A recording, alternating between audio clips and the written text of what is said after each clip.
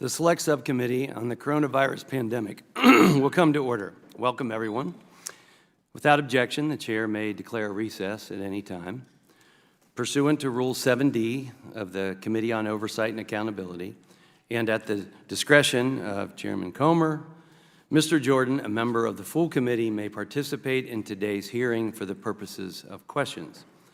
Pursuant to Rule 9D of the Committee on Oversight and Accountability, and at the discretion of the chair, the Select Subcommittee may recognize staff for questions for a period not to exceed 15 minutes per side after all members that wish to be recognized have been. I now recognize myself for the purpose of making an opening statement. Today, the Select Subcommittee is holding a hearing to examine the drafting, publication, and critical reception of the publication entitled The Proximal Origin of SARS-CoV-2. Proximal Origin came to two primary conclusions. First, that COVID-19 is not a laboratory construct or a purposefully manipulated virus. And second, that no type of laboratory-based scenario is plausible. This is not an attack on science. It's not an attack on peer review, and it's not an attack on an individual. We're examining whether government officials, regardless of who they are, unfairly and perhaps biasly tip the scales toward a preferred origin theory. We're examining any conflicts of interest, biases, or suppression of scientific discourse regarding the origins of COVID-19. And we're examining the science of proximal origin. Because while I believe it's not solely a scientific question, the science behind the origins is vital. In one word, we're examining the scientific methodology applied to the origins question. In my mind, at this point, I view the processes to be flawed. If we're to do better in the future, we must make every effort to mend our flaws. And overall, we're examining whether scientific integrity was disregarded in favor of political expediency, maybe to conceal or diminish the government's relationship with the Wuhan Institute of Virology, or perhaps its funding of risky gain-of-function coronavirus research, or maybe to avoid blaming China for any complicity, intended or otherwise, in a pandemic that has killed more than 1 million Americans and has had a crushing effect on all of humankind. In the earliest stages of the pandemic, scientists and public health authorities raced to understand this novel coronavirus, called novel for good reason, to understand how it spread, who was at risk, its origins, and most importantly, how to prevent loss of life. As work advanced gradually on most of these fronts, the origins question stalled.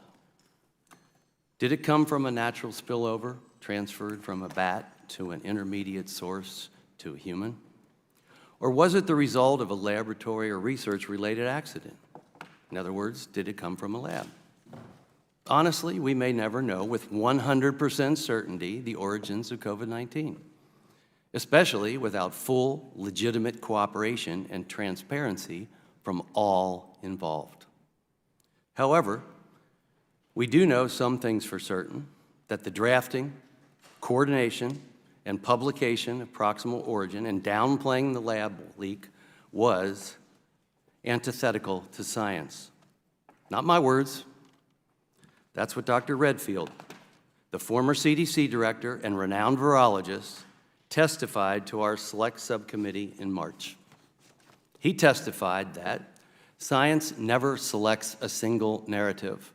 We foster debate, and we're confident that with debate, science will eventually get to truth. Did we do that? That wasn't the case with Proximal Origin. Dr. Anderson, testifying today, wrote that the author's main work over the past couple of weeks have been focused on trying to disprove any type of lab theory. While it's true that the scientific method consists of raising a hypothesis and then testing the hypothesis, often through falsifiability, it's not true nor appropriate to make definitive conclusions based on falsification process, riddled with assumptions. Assumptions are not science. To be clear, the goal of science is to prove and disprove. Regardless, it would be seemingly misleading to assume that Proximal Origin proved or disproved anything it sought to test. Its conclusion is flawed as it relies on unsupported assumptions, including guessing what a hypothetical scientist would do in hypothetical experiments. The facts are that the authors of Proximal Origin ultimately took a one-sided educated guess. They guessed that in the previous 3 years, science would discover a furin cleavage site in a SARS-related virus or viruses, and didn't. They guessed that maybe the WIV, Wuhan Institute of Virology, wasn't working with pangolin viruses, and they were wrong, as related by ODNI, the Office of the Department of the Director of National Intelligence. Perhaps most troubling, it appears that the author's views on a potential lab leak changed abruptly after the February 1st conference call with Drs. Fauci and Collins. The authors continued their pursuit to disprove the lab leak theory and fully support the nature theory, employing faulty assumptions and willfully ignoring circumstantial evidence that tended to support a lab leak hypothesis. Why? Why? They also tended to act more akin to politicians than scientists. Dr. Rambo, Dr. Fauci, Dr. Collins all expressed concerns that the lab leak theory, if verified, would have significant international political implications, particularly for China. Dr. Fauci also wrote that downplaying a lab leak would limit the chance of new biosafety discussions that would unnecessarily obstruct future attempts of virus culturing. These are quotes. Why try to avoid biosafety discussions when people are dying? Science should be clear, even when politics are not. On April 16, Dr. Collins expressed dismay that Proximal Origin didn't fully squash the lab leak theory and asked Dr. Fauci if there was anything more they could do to put it down. I want to pause on anything more we can do for a second. That would suggest that they already did do something. Maybe this was a reference to Proximal Origin. I don't know for sure. But on the very next day, on April 17, 2020, Dr. Fauci cited Proximal Origin from the White House podium when asked if COVID-19 leaked from a lab. He used Proximal Origin to downplay the lab leak theory. Why? Based on what absolute truth?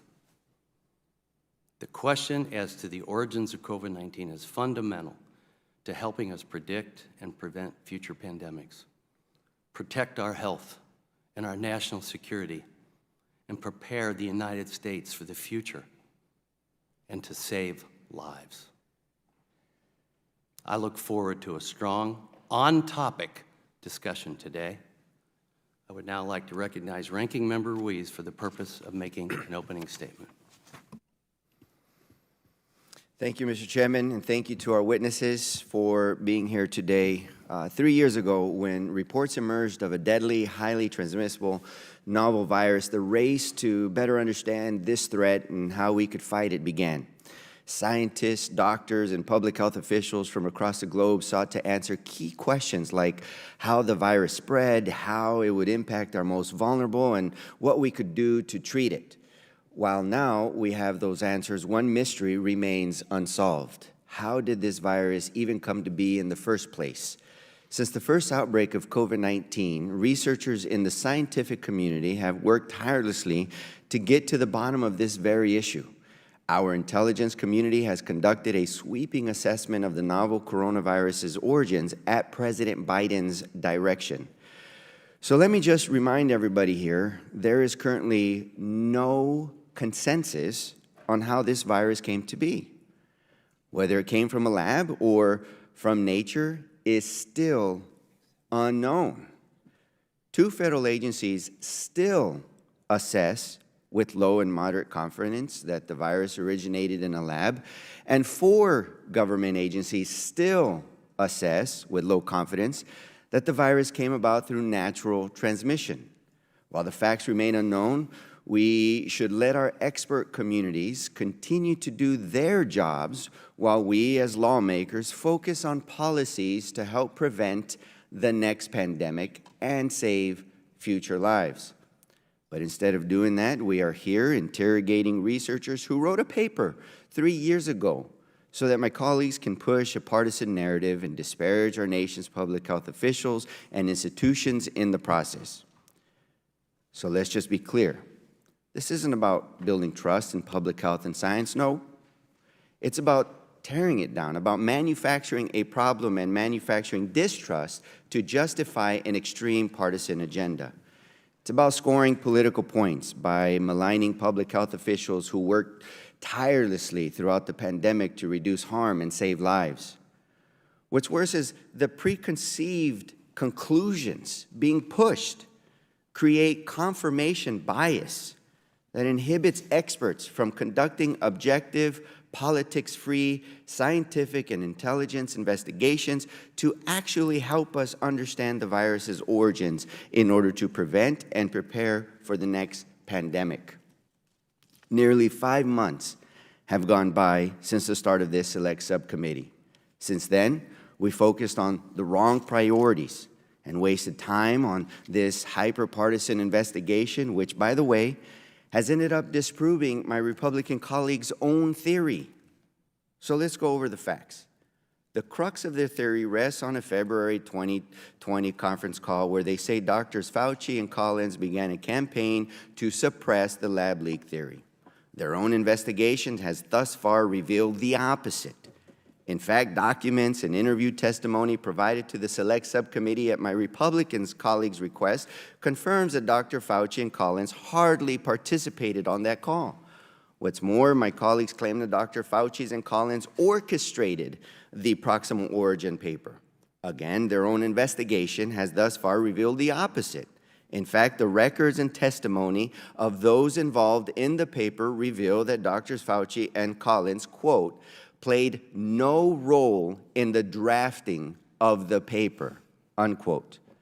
Now, the Select Subcommittee's investigation has confirmed it was actually a scientist by the name of Dr. Jeremy Farrar, who convened the conference call my Republican colleagues have hyperbolized, who paved the way for the drafting and publication of the paper, so much so that the authors described him as, quote, a leader and, quote, a father figure of the paper, and who my Republican colleagues didn't even bother to invite to this hearing. Look, I've said from the day I was appointed ranking member that my top priority for the Select Subcommittee is focusing on forward-looking policies to prevent and prepare for future pandemics. To take the lessons from the past and make them actionable solutions for the future. I reiterated this in a letter I sent last month to my good friend and colleague, the chairman. But if we're going to continue down this path of political theater, then the very least we can do is stick to the facts.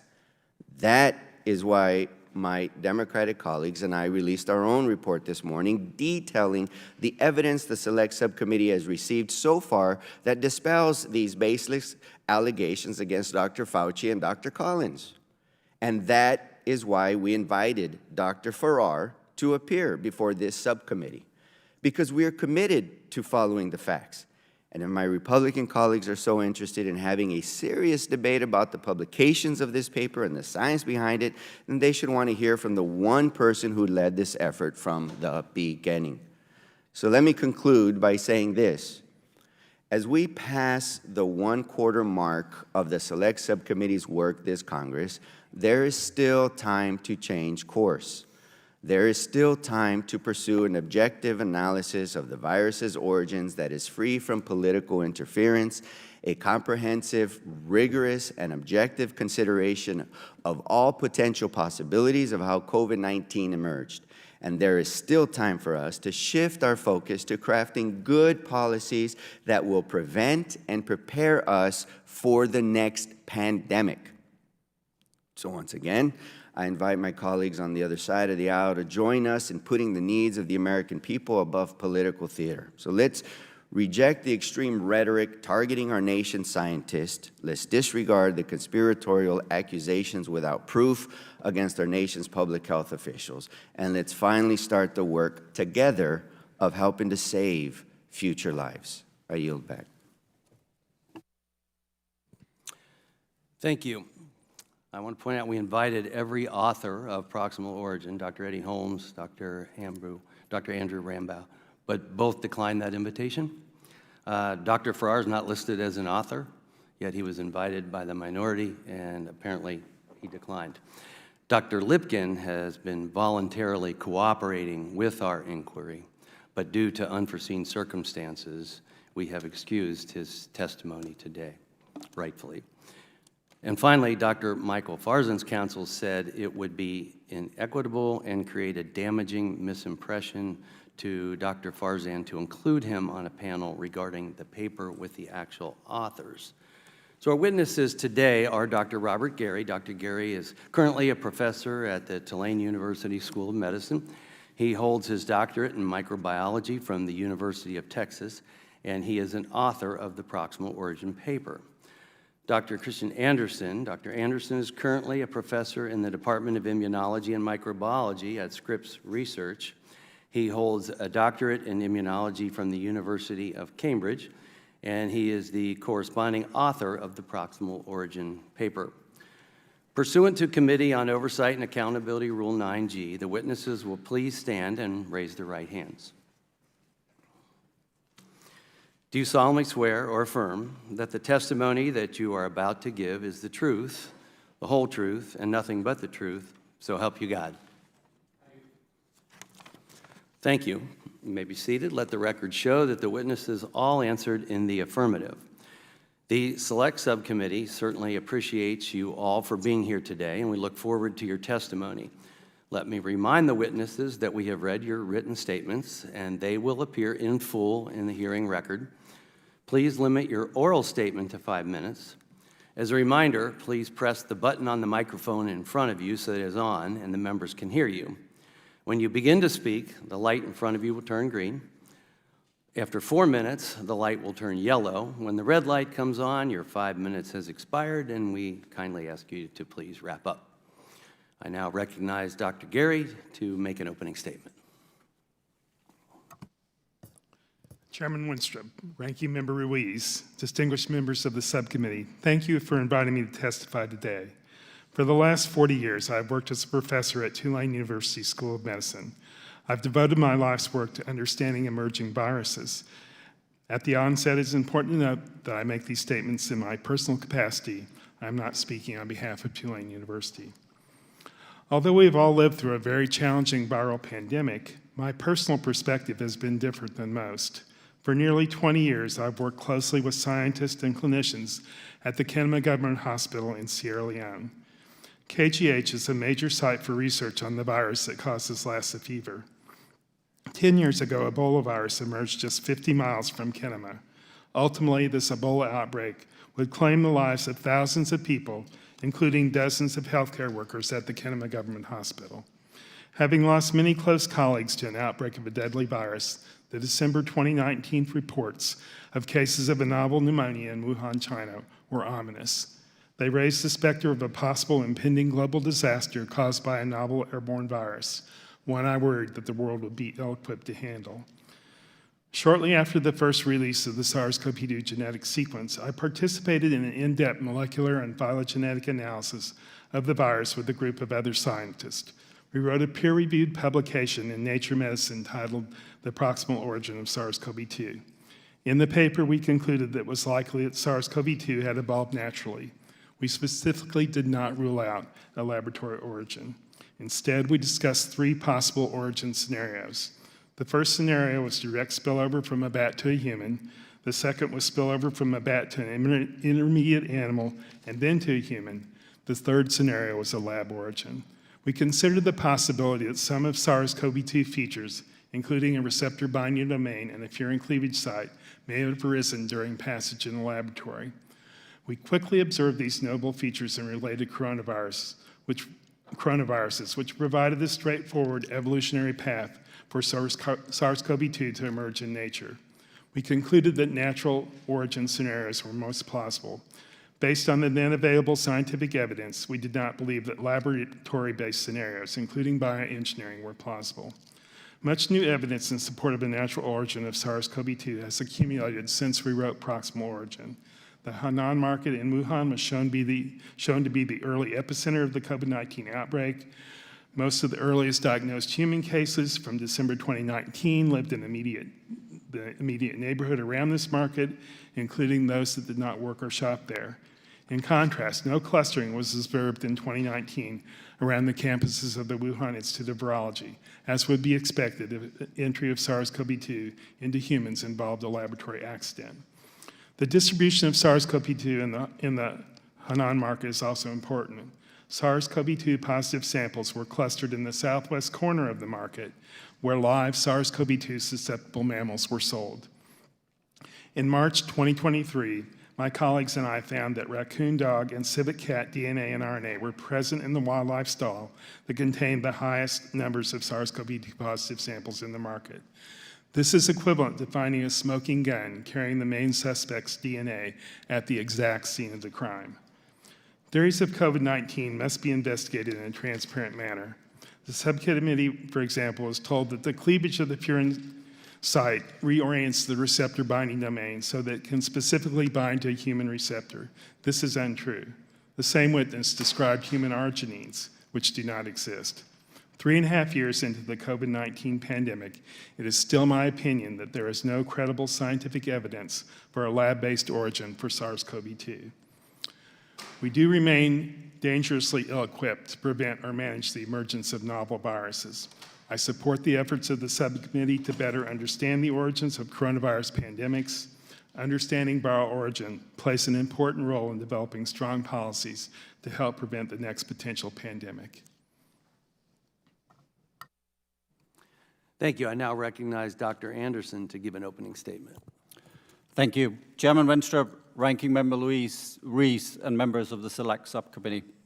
I'm Christian Anderson, Professor of Scripps Research.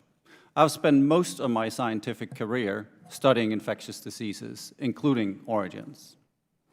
Today's hearing is targeted at a paper my colleagues and I published titled The Proximal Origin of SARS-CoV-2.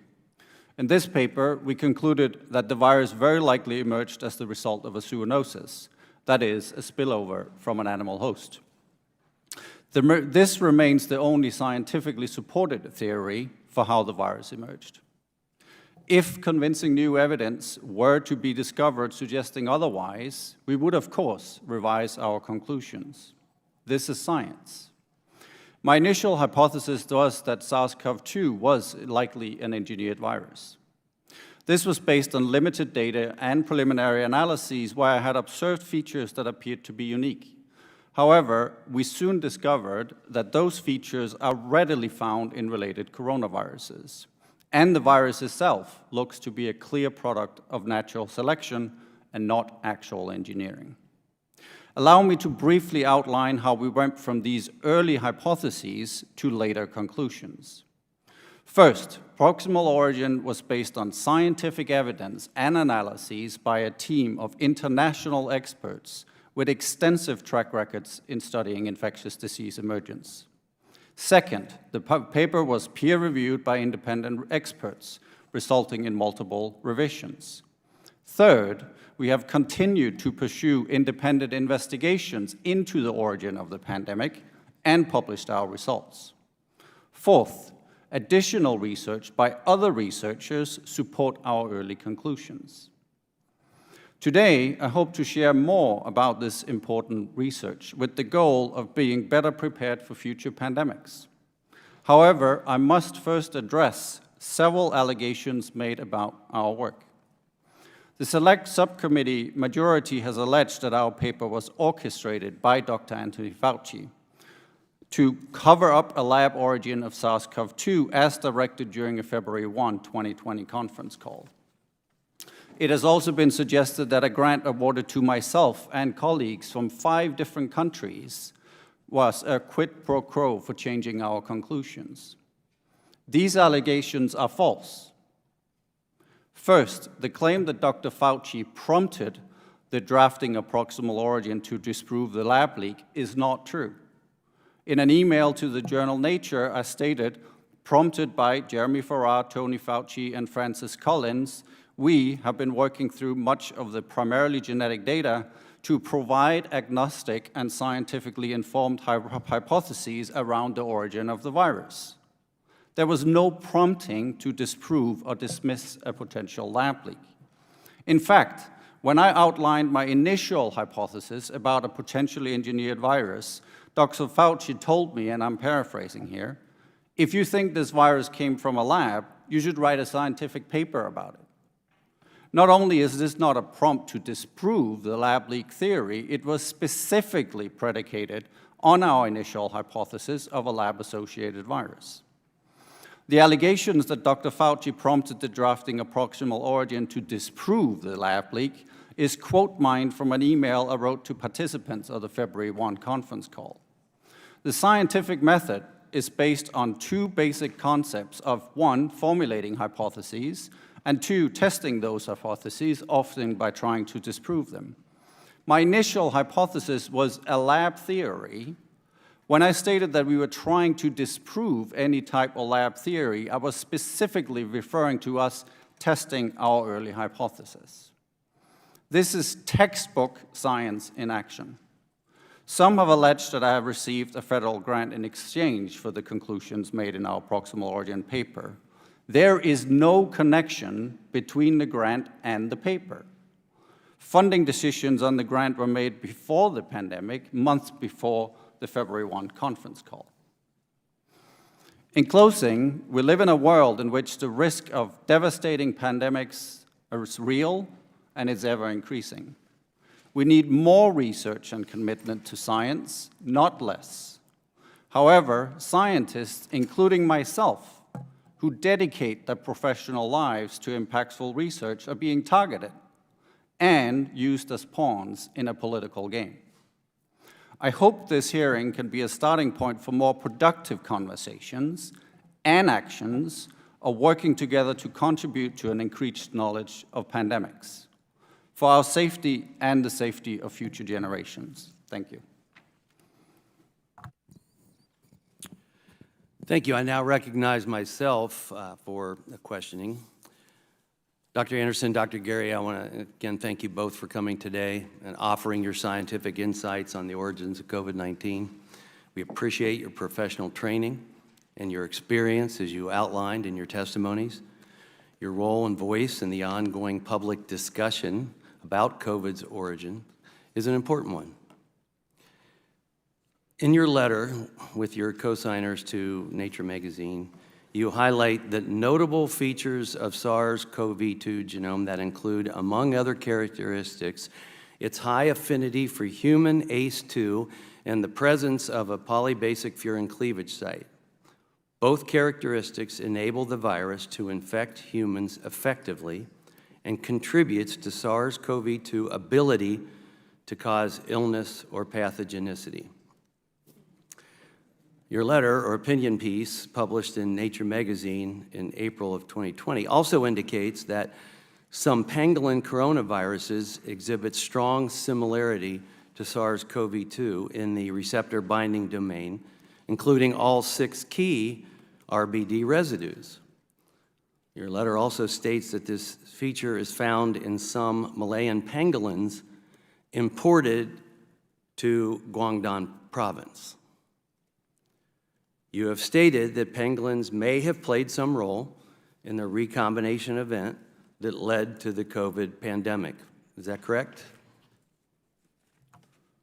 That is not correct. I don't think pangolins have played a role in the pandemic per se. The fact that we find similar viruses in pangolins and there is a recombinant history of the virus themselves, however, that recombinant history is very likely in bats. Thank you. not Dr. actually Gary? In pangolins. You're So I agree. I don't think there's a direct route from a pangolin to SARS-CoV-2. That's interesting because there were comments that might make people believe otherwise that weren't necessarily in proximal origin, but were in the comments made amongst the researchers. Would you agree with that, sir? I would agree with that, but there's been Thank a lot you. of extra work since then. Thank you. There has been. There has been a lot of extra work since 3 years ago. I would agree with that. And I think we should all be open-minded to that extra work. So is it correct to say that in order for a recombination of coronaviruses to occur, that the susceptible animals, such as a pangolin, and the reservoir or host for the virus have to be in close physical contact, and that the recombination events happen within the same subgenus of virus? Would that be correct? That is incorrect. As I already Gary? stated, those recombination events likely happens in bats, not actually in pangolins. Well, there's been discussion about it coming from a pangolin. And I'm curious how a pangolin coronavirus found in Guangdong province could swap genes with susceptible animals in Hubei province. There's no reason to I'm not suggest- asking you a question right now, Dr. Anderson. Let me just finish my statement, please. We cannot conduct this in this manner, but I will let you speak. Because I'm making a scientific point here based on some of the discussions that I saw take place between the members of the authorship, okay? And I'll give you your chance to rebut it because we want the truth and we want to know the scientific process and we want to have the scientific discussion, not talking over each other, but actually having a discussion. Is that fair? That is fair. Okay. So Guangdong province is approximately 603 miles away from Hubei. You note in your committee testimony that high-risk animals were discovered at the Yunnan market. You also note that genetic footprints of susceptible animals, specifically raccoon dogs, were found at the market. Were pangolins or bats sold in the Wuhan seafood market? Not that we know of. Not that I know of either. Has there been any genetic evidence for pangolin existence in the market? Not that we know of, no. Not that I know of either. Were any animal samples taken from the market positive for SARS-CoV-2 or from farms supplying the Wuhan animal markets? There were no relevant animals that could have been positive for the virus Yeah. sampled at the market because they had been removed prior to. But or from the farms where they came from, none are reported. Were any environmental samples recovered from the market positive for SARS-CoV-2? Yes, Yes. several. Now, Dr. George Gao, the former director of the Chinese Center for Disease Control, publicly stated that the Hunan seafood market was not likely the original source of the outbreak. Former CDC director in China, stating that the market could have served as an amplifier or a super spreading venue. Could you see the market being a super spreader venue? The data is inconsistent with that scenario. Inconsistent or consistent? Inconsistent. Really? People might argue that. The second genomic SARS-CoV-2 finding you mentioned in your written testimony cited the presence of a polybasic furin cleavage site, which contributes significantly. Dr. Anderson, is it plausible that such a furin cleavage site could be inserted by a scientist, such as in 2007 by U.S. research from Montana State University? Is it plausible? If you look at the furin cleavage site that we are specifically finding in SARS-CoV-2 has never been used in experiments prior to this. Further, the furin cleavage site itself is suboptimal and likely out of frame, I'm suggesting asking, that this is a clear result of natural selection. so and I'm not hearing, actually- I'm hearing what you say, doctor, and I appreciate that, but you said something there that stands out to me. And I think you're referring to nothing ever published. And that doesn't mean it's not plausible or possible. And that's where I stand different from you. And I know throughout a lot of the things that I'm reading, we've talked about nothing being published. A lot of things get published long after they're done, and some things never get published. And we'll get into that. Are you aware of the proposal that EcoHealth Alliance submitted in March 2018 to DARPA that outlined their intent to work with researchers at the Wuhan Institute of Virology to conduct genetic engineering that included inserting novel receptor binding domains found in SARS coronaviruses from the wild and human-adapted furin cleavage sites to assess the effect of their infectivity in humanized mice, and, according to Dr. Zhengli Shi, possibly using palm civets? Are either of you aware of the proposal that EcoHealth Alliance submitted in March of 2018? I assume you referred to the proposal diffuse. Yes, I'm aware of that. Dr. Gary? Based on your professional experience and training, could deliberate recombinant research result in a virus with characteristics consistent with SARS-CoV-2?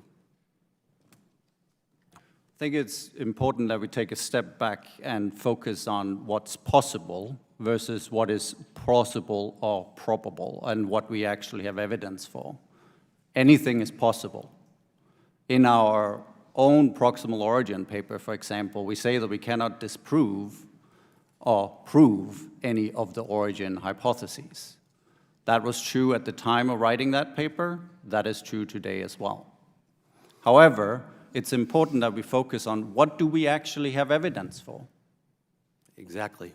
And what do we have evidence for is that if you look at the diffuse proposal, for example, is that, and I will admit it's a little messy written, so it's not clear exactly what they're proposing. But first of all, the work that's being proposed here is to be conducted in the United States, not in China.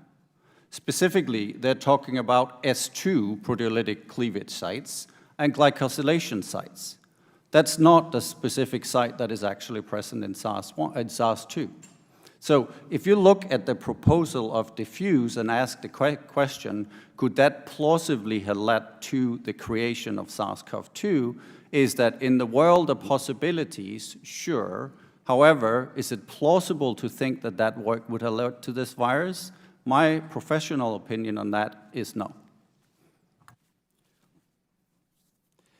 You mentioned something, and I'm not saying this in some kind of an arrogant way, but you mentioned, I think there's times when we don't know what we don't know. And I think that needs to be considered. So when something is possible or plausible, we don't know one way or the other. And I sit on the Intelligence Committee. When COVID started, I was interested in what was happening as a physician. What is happening to people? How do we treat it? But we started finding other things. And it aroused our curiosity. So I will say that I think it's important that as more comes out, that you keep that in mind. I want to skip ahead to some of the things. There's more I would want to talk about. But I would say that there are so many revelations that have come about since the paper was written. I'm just curious if the Proximal Origins team would be willing to gather together and take another look at the lab theories with agnostic peer review. And can you do it without social media censoring or name calling? Or should we rely on the work of Dr. Jean-Paul Chertian and Dr. Greg Cutlip for their more comprehensive and detailed approach that we see from their scientific report produced in May of 2020? Would you be willing to regroup and maybe take a look at evidence that has come out? Or maybe evidence that hasn't even been revealed to the public yet? As I stated in my opening statement, is there any new evidence that were to be unearthed suggesting that this could potentially have been associated with a lab? Of course, we will consider that. However, it's important to understand, too, that the kinds of independent investigations that we have done as a scientific team are agnostic to the potential origin of the virus. We're simply looking at the virus itself, we're looking at early cases, we're looking at positivity of the samples, and those just happen to cluster around a particular market linked directly to the billion-dollar wildlife trade in China. That's an agnostic view of what does the evidence actually tell us. Dr. Gary, in answer to my question. Your microphone. Of course, we're willing to look at new evidence. I appreciate that. I now recognize the ranking member, Dr. Rees from California, for 5 minutes of questions.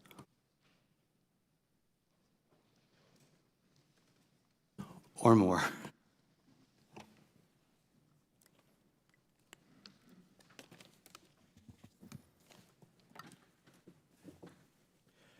For more than 5 months, under the guise of investigating the origins of the novel coronavirus, the Select Subcommittee has scrutinized the drafting and publication of the Proximal Origin paper. The Select Subcommittee has demanded thousands of pages of internal documents from researchers involved in the paper, conducted transcribed interviews with these researchers, subpoenaed their private communications, and now called 2 of them to testify at today's hearing. We have undertaken all of this work, but to what end? Has targeting these researchers and probing the publication of this paper meaningfully advanced our efforts to prevent and prepare for future pandemics? Or has it been about fishing for evidence to prove their confirmation bias, their theories, with the goal of advancing a predetermined partisan narrative targeting Dr. Fauci, Dr. Collins, and our nation's scientists and public health officials? Dr. Anderson, let me ask my first question to you.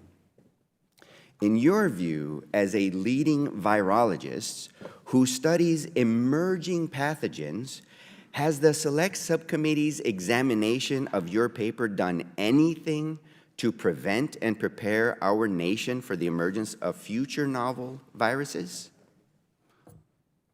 Not to my knowledge, no. Okay, Dr. Gary, same question to you. Has the Select Subcommittee's examination of the Proximal Origin paper done anything to prevent and prepare our nation for the emergence of future novel viruses? Not to this date. Okay. When I joined the Select Subcommittee as ranking member, I hoped that we could work together on the challenging but critically important mission of identifying forward-looking solutions to prevent and prepare for future pandemics. You know, I'm an emergency medicine physician. I want actionable items to do something that will help relieve pain, suffering, and save lives. I take that doctor's approach in my work in Congress, and I want to do meaningful work that will help save lives, prevent a future pandemic, and prepare for the future pandemic. And this included taking a serious look at whether SARS-CoV-2 emerged from a natural zoonotic transfer or from a research-related incident, so that we could propose substantive policies to prevent the emergence of the next deadly novel airborne virus. But instead of examining this question seriously and objectively, the Select Subcommittee has so far only leveraged it to target our nation's scientists and to vilify our nation's public health officials. And in doing so, the Select Subcommittee has undermined the critical mission of preventing and preparing for future pandemics. As a result of unproven conspiratorial accusations without proof, like those suggesting Dr. Fauci and Dr. Collins covered up the origins of the COVID-19 pandemic, trust in science and our nation's public health institutions has suffered. The Pew Research Center found that fewer than 3 in 10 Americans have a great deal of confidence in scientists to act in the public's interest. So while manufacturing of distrust is largely happening along party lines, it will hurt us all in our public health in the long run, whether you are Republican, Democrat, or Independent. And we are already seeing the consequences. For example, threats against scientists and public health officials have surged in the wake of these accusations, which could have long-term impacts on our ability to cultivate a strong and growing workforce to protect our public health, to work during the next pandemic. Dr. Anderson, you've been the subject of these threats. Could you please describe the threats and harassment you've experienced since the publication of the Proximal Origin paper? I'll say the paper itself has not resulted in threats. However, the misinformation, disinformation, and conspiracy theories around the paper have resulted in significant harassment and threats, including everything from typical targets on social media, to emails, to telephone calls, to my office, to my own phone, to death threats. Can you give all an of which have been example of happening. one of those death threats to you and yours? Of course. One example, for example, will be online where there are so-called kill lists. And I have found myself on those lists together with my co-authors, together with many other colleagues involved in anything from origin research to vaccine research. For example, Peter Hotez has been a frequent target of many of these same And do they threats. say why they want to harm you? I think the conspiracy theory here, which is amplified by the Select Committee's majority here, is that basically that the virus was created and that American scientists played a role in that and have been covering that up. And the suggestions that there have been quid pro quos in turn of covering this up, all of which, as the record clearly shows, is false. And these in themselves result in these. And so that these manufactured conspiratorial accusations without that proof instills these emotions from the public that listens to them and results in an aggressive, threatening environment for you and other scientists? Correct, and I think understandably so, because we have all lived through a devastating pandemic with a lot of personal consequences to a lot of different people, and we're all suffering and hurting. And I think the focus has been on there is a need to blame somebody for this. There's a need to deflect from our own personal suffering, and this has been part of that. And so how does this kind of harassment undermine the ability of scientists to do critical work that helps to promote our understanding of emerging public health threats? I think it sets a terrible example for future scientists looking at the attacks directed against us, for example. And if I was a future scientist and looking at that and saying, like, maybe I'm not going to go into infectious disease research. If I'm an emergency care physician or a nurse, saying maybe infectious diseases is not for me because I've seen all the different harassments going on here. So from that perspective is damaging. It's also incredibly damaging to our own work. We do study the origins of pandemics, including this one, but myself and Dr. Gary next to me, we study a lot of different viruses, together with colleagues in Africa, for example, and these viruses continue to pose threats, and of course, that work is less active than it would have been. So confirmation bias is when you already are convinced 100% of a certain outcome, and your worldview will now be seen through a lens of that belief. And so regardless of the facts and the evidence presented to you, you will formulate that based on what your already preconceived notion is, and you will work to prove what you already believe exist. How does that harm our public health researchers in this investigation when people are continuing to push a narrative that involves intimidating public health scientists by bringing them here, yelling at them, accusing them if they're not aligned with their confirmation bias, with their preconceived notion? I think it's deeply unhelpful. As a physician and public health expert, I am deeply troubled that the Select Subcommittee has prioritized its time and resources on advancing an extreme partisan narrative over fulfilling our obligation to the American people to mitigate future public health threats. And so I urge my colleagues on the other side of the aisle to cease their misguided efforts that endanger science and public health, and I yield back.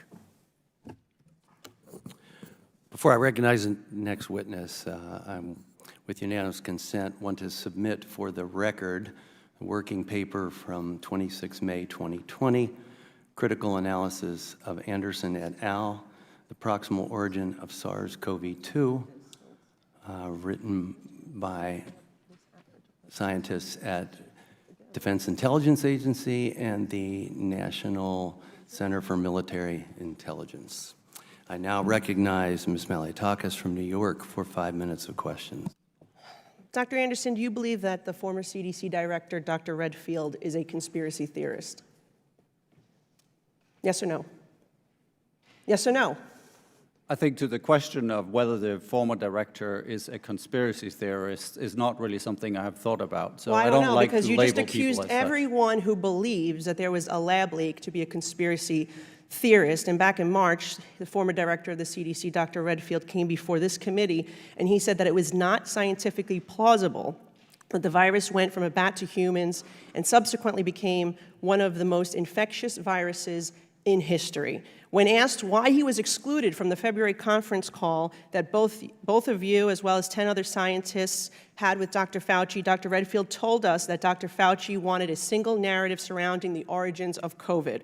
But both you and Anderson Gary also expressed concerns about the genetic makeup of the virus just days before the initial draft of this paper came out. So were you both conspiracy theorists at that time? On January 29, 2020, Dr. Fauci emailed you after you had expressed concerns to him on a phone call that you believed COVID would have been engineered. He told you that if this was true, you had to contact the FBI. You did not do that, correct? I believe the email says that he will contact the FBI. Okay. Do you know, either of you had contact with the FBI? Yes or no, to your knowledge? At the time, no. Okay.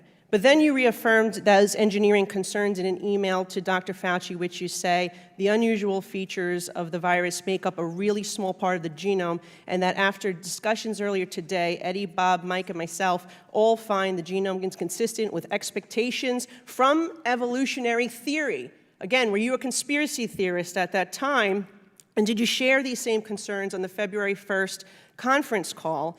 Because Dr. Gary went so far as to say, quote, I really can't think of a plausible natural scenario when you get from the bat virus or one very similar to it, COVID-19, where you insert exactly 4 amino acids, 12 nucleotides, and all have to be added at the exact same time to gain this function. I just can't figure out how this gets accomplished in nature, unquote.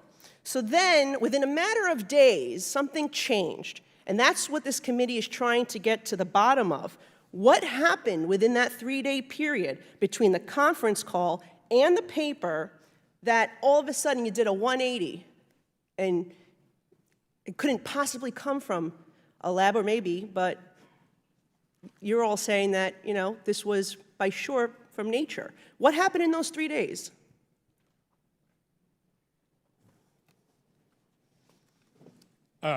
Well, we examined the genomes more closely. We looked at other coronaviruses, and there was some new data that came. Where did that data come from? The scientific literature, you know, the publication of the pangolin genomic sequence, showed that there was a receptor binding domain that was very close to the. And exactly what my colleague here brought up. Yes, exactly. Okay, And it was a very interesting. important piece of data because it showed that a lot of the theories about, the virus having been engineered or put together in a laboratory were not true, because here was a virus in nature that had a receptor binding domain with exactly the same structure.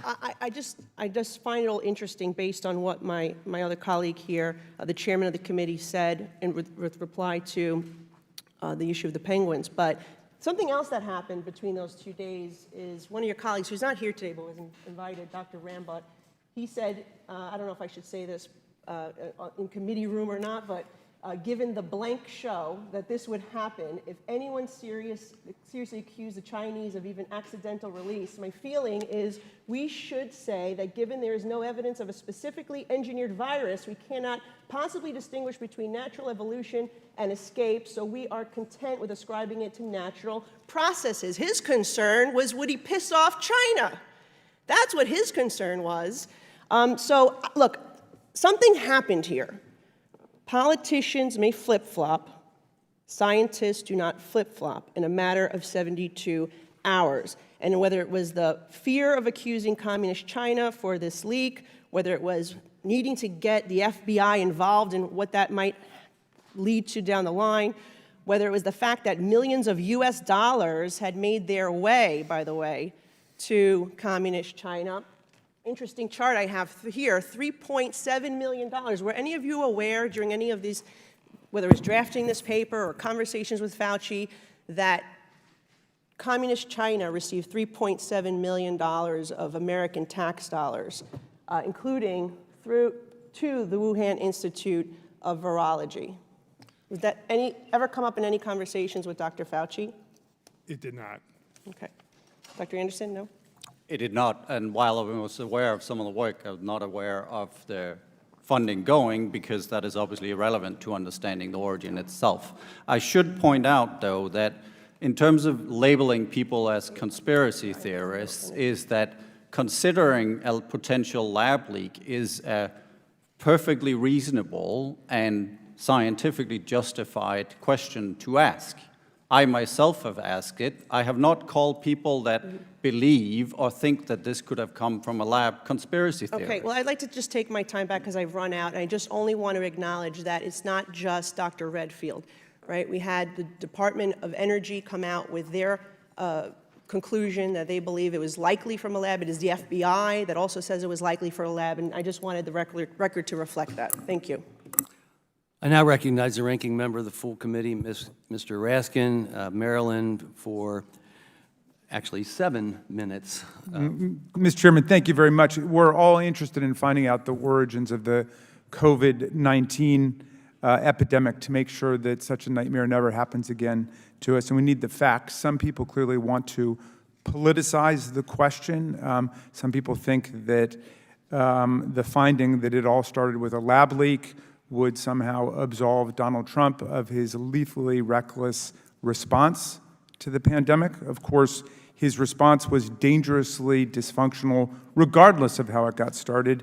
And his own advisor on COVID-19, Deborah Birx, said that we lost hundreds of thousands of American lives because of the flaws in the response. But even if the virus came from a lab, as indeed it could have, we don't know that yet, that would only deepen Donald Trump's culpability, because he was the one who repeatedly and enthusiastically praised China's early handling of the pandemic and assured us that he was working closely with President Xi on the response to it. So let's just get the facts straight and leave all the political myth-making aside.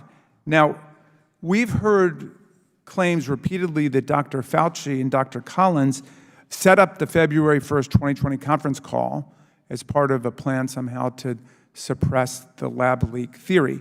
But the committee majority's own June 2023 subpoena to Dr. Anderson says that it was Dr. Farrar who organized the conference call. Well, which is it? Dr. Anderson, it's my understanding that the conference call was indeed set up by Dr. Farrar so top scientists could discuss SARS-CoV-2 genomic features and whether those features could illuminate the origins of the virus. Is that correct, that it was set up by Dr. Farrar? That is correct. Okay. Dr. Farrar provided the agenda and the roster of attendees via email. You can see in the top box here in red the agenda, and in the bottom box in red the roster of attendees. In the agenda, Dr. Farrar assigned himself the role of introducing and defining the focus of the call, setting up desired outcomes, and establishing next steps afterward. Neither Dr. Fauci nor Dr. Collins were assigned roles on this agenda. Dr. Gary, it looks like this was in every material respect Dr. Farrar's call. Is that how you remember it? It is how I remember it. And what contributions did Dr. Fauci or Dr. Collins make, or did they mostly just listen? Well, they did mostly just listen. They had very little to offer on the science. I think they were there to gather information. Okay, now, Dr. Anderson, you said you began yourself with the initial hypothesis that there had been or may have been a lab leak, but you ended up not believing in that theory. Why? How did you change your mind? I think it's important to understand that we're talking about early hypotheses here on which our thinking over time evolved. And that then led to the conclusions published in a peer-reviewed paper. I would like to point out that this timeline of 3 days, I don't know where that's coming from. The paper was published on the 17th of March, 2020. That's 45 days after this conference call. What's important to understand is that the thinking evolved from initially thinking that this could have been engineered to relatively rapidly discount that idea as being inconsistent with the available evidence. However, the lab leak theory itself, or the idea of a lab leak, can be many different things, and our continued evolution of that then followed that I was quite convinced that maybe it was cultured. And then from there, eventually realized that actually that is also unsupported. And that's what led to the conclusions in Proximal Origin. But I have your paper, The Proximal Origin of SARS-CoV-2, in which you write, our analyses clearly show that SARS-CoV-2 is not a laboratory construct or a purposefully manipulated virus. Did Dr. Fauci or Dr. Collins pressure you to come to this conclusion or to suppress the lab leak theory? They did not. That is fully a conclusion of the authors on the paper. Okay. Now, one of the things I admire in what you've been saying is that you follow the scientific method. You say in the conclusion of your paper, although the evidence shows that SARS-CoV-2 is not a purposefully manipulated virus, it is currently impossible to prove or disprove the other theories of its origin described here. In other words, we fundamentally don't know, but have there been papers following your original paper that have caused you to revise the view that you have now and to go back to your original hypothesis? No, but I will say there has been additional data and analyses, which obviously we have taken all of those into consideration. However, these early conclusions remain to this day. Okay. Well, let's move on to an email that you sent to your co-authors. You wrote, and this has been, I think, much misunderstood. Our main work over the last couple of weeks has been focused on trying to disprove any type of lab theory. Now, you explained in your opening statement that you meant pursuing the scientific process by which you have an hypothesis which stands unless it's disproven. Is that right? Is that what you meant by that? That is correct. I'm referring to the concept of what's called falsification, as Chairman Wenstrup mentioned too. Yes. The falsification of a theory. Yes. All right. So has there been any attempt, to your knowledge, to censor any papers that would contradict the conclusions that you arrived at here? Or put it differently, you mentioned in your opening testimony that Dr. Fauci had encouraged you to write a paper about the lab theory if that's where the evidence took you. Is that right? That is correct. I'm not aware of whether papers has been censored specifically focused on the lab leak. I will say again, if you look at the scientific evidence, it all points in one direction, which is the single market in the middle of Wuhan in China as the starting point of this pandemic. There are many papers out there that have described potential lab leaks, which are typically using sort of guards of the gaps type of analogies, where you're trying to say that the data is not perfect, so everything remains still possible, and that's something we agree with. As we specifically say in the paper, you cannot disprove or prove any of the hypotheses of the origin. That was true at the time, and that's still today true. Well, I just want to commend you for following the scientific method here, for being open to all new evidence and all new data, and not succumbing to a series of political polemics and attacks. Mr. Chairman, thank you very kindly. I yield back to you. I now recognize the chairman of the full committee, Mr. Comer from Kentucky, for 5 minutes of questions. Thank you, Mr. Chairman. Discovering the origins of COVID-19 is vital. It's vital to preparing for future pandemics and to save lives. Dr. Anderson, in your prepared testimony, you say that you're being investigated because, quote, published peer-reviewed studies that go against the preferred political narrative, end quote. Now that goes opposite to what we have seen. The preferred political narrative has always been to attack those that think this may have come from a lab. Your co-author says on the poster right behind me what the real political narrative is. Quote, given the shit show that would happen if anyone serious accused the Chinese of even accidental release. Dr. Anderson, you responded to this message, quote, yep, I totally agree, that's a very reasonable conclusion. Although I hate when politics is injected into science. But it's impossible not to, especially given the circumstance, end quote. Sir, do you have a degree in political science or international relations? I do not. Do you have any experience in the Foreign Service or diplomatic corps? I do not. I'm a Danish citizen. You are the one with the preferred political narrative. You said it right there. This preference was reiterated by Dr. Collins, saying that the lab leak theory would, quote, do great potential harm to science and international harmony, end quote. We heard at our last hearing that the Biden administration was working with social media companies to censor the lab leak theory. I think you have preferred political narratives backwards, sir. When was your first conversation with Dr. Fauci about the origins of COVID-19? I believe that was on the 31st of January 2020. And yes or no, he suggested you write a paper during that conversation, correct?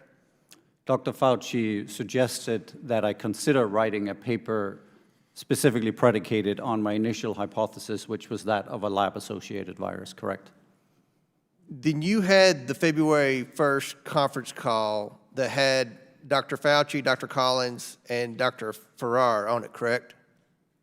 There were several scientists, including those, yes. Was Dr. Tabak also on that call? I believe he was on the call. I'm unsure about that. Did Dr. Fauci reiterate a suggestion to draft a paper on that call? I don't believe that he directly suggested it, but there was support for us looking further into the origin of the pandemic, yes. Well, did the February 1st conference call lead to the drafting of Proximal Origin? At the time, no. These are separate events. Eventually, the conclusions from that conference call, further conversations among the authors, ultimately led up in the March 17, 2020 paper, The Proximal Origin. However, the purpose of that conference call was not to write a paper. Well, I want to shift to the conclusions of that paper. First, our clearly show that SARS-CoV-2 is not a laboratory construct or purposefully manipulated virus. Dr. Anderson, do you stand by that statement? I do. Dr. Gary, do you stand by that statement? I do. Dr. Gary, are there research techniques that can purposefully manipulate a virus without leaving a trace? There are. What about having a virus be a laboratory construct without leaving a trace? If I understand your question correctly, yes, I believe there are. So you can't make that conclusion with certainty then? We didn't base it on those facts, though, sir. It was other facts and other evidence that we gathered during the course of our investigation. Well, you conclude that you do not believe that any type of laboratory-based scenario is plausible. Dr. Anderson, do you stand by that statement? I do, and I think it's important to understand that while we're talking about a purposefully manipulated virus, specifically what we are referring to in the paper here, and as you will see from the record we have handed to the committee, is that we are talking about the idea of building this virus with the intent of creating this virus. For example, a bioweapon would be an example of this. The normal engineering of a virus, while I certainly believe that that is fully inconsistent with the evidence we have available to us, is not specifically what we're talking about here. In a laboratory construct, we are talking about many of the different reverse genetic systems available for SARS-like coronavirus. My last question. Dr. Gary, a recent interview you had saying that statement went too far. Did that statement go too far, and is a laboratory-based scenario for the origin of COVID-19 plausible? So I said maybe we went too far, and I think in that particular statement that is really out of context with almost a 6-hour interview that I gave to a BBC reporter. We were talking again about the scientific method, and I'm simply just referring to the fact that we were early at the time in the analysis, and that yes, we would change our minds if other evidence, other data came forward to support another theory. So, a scientist that is 100% certain of their conclusions is not a very good scientist. You need to evaluate new data and go back, and that's all I was referring to in that sentence. Mr. Chairman, my time's expired.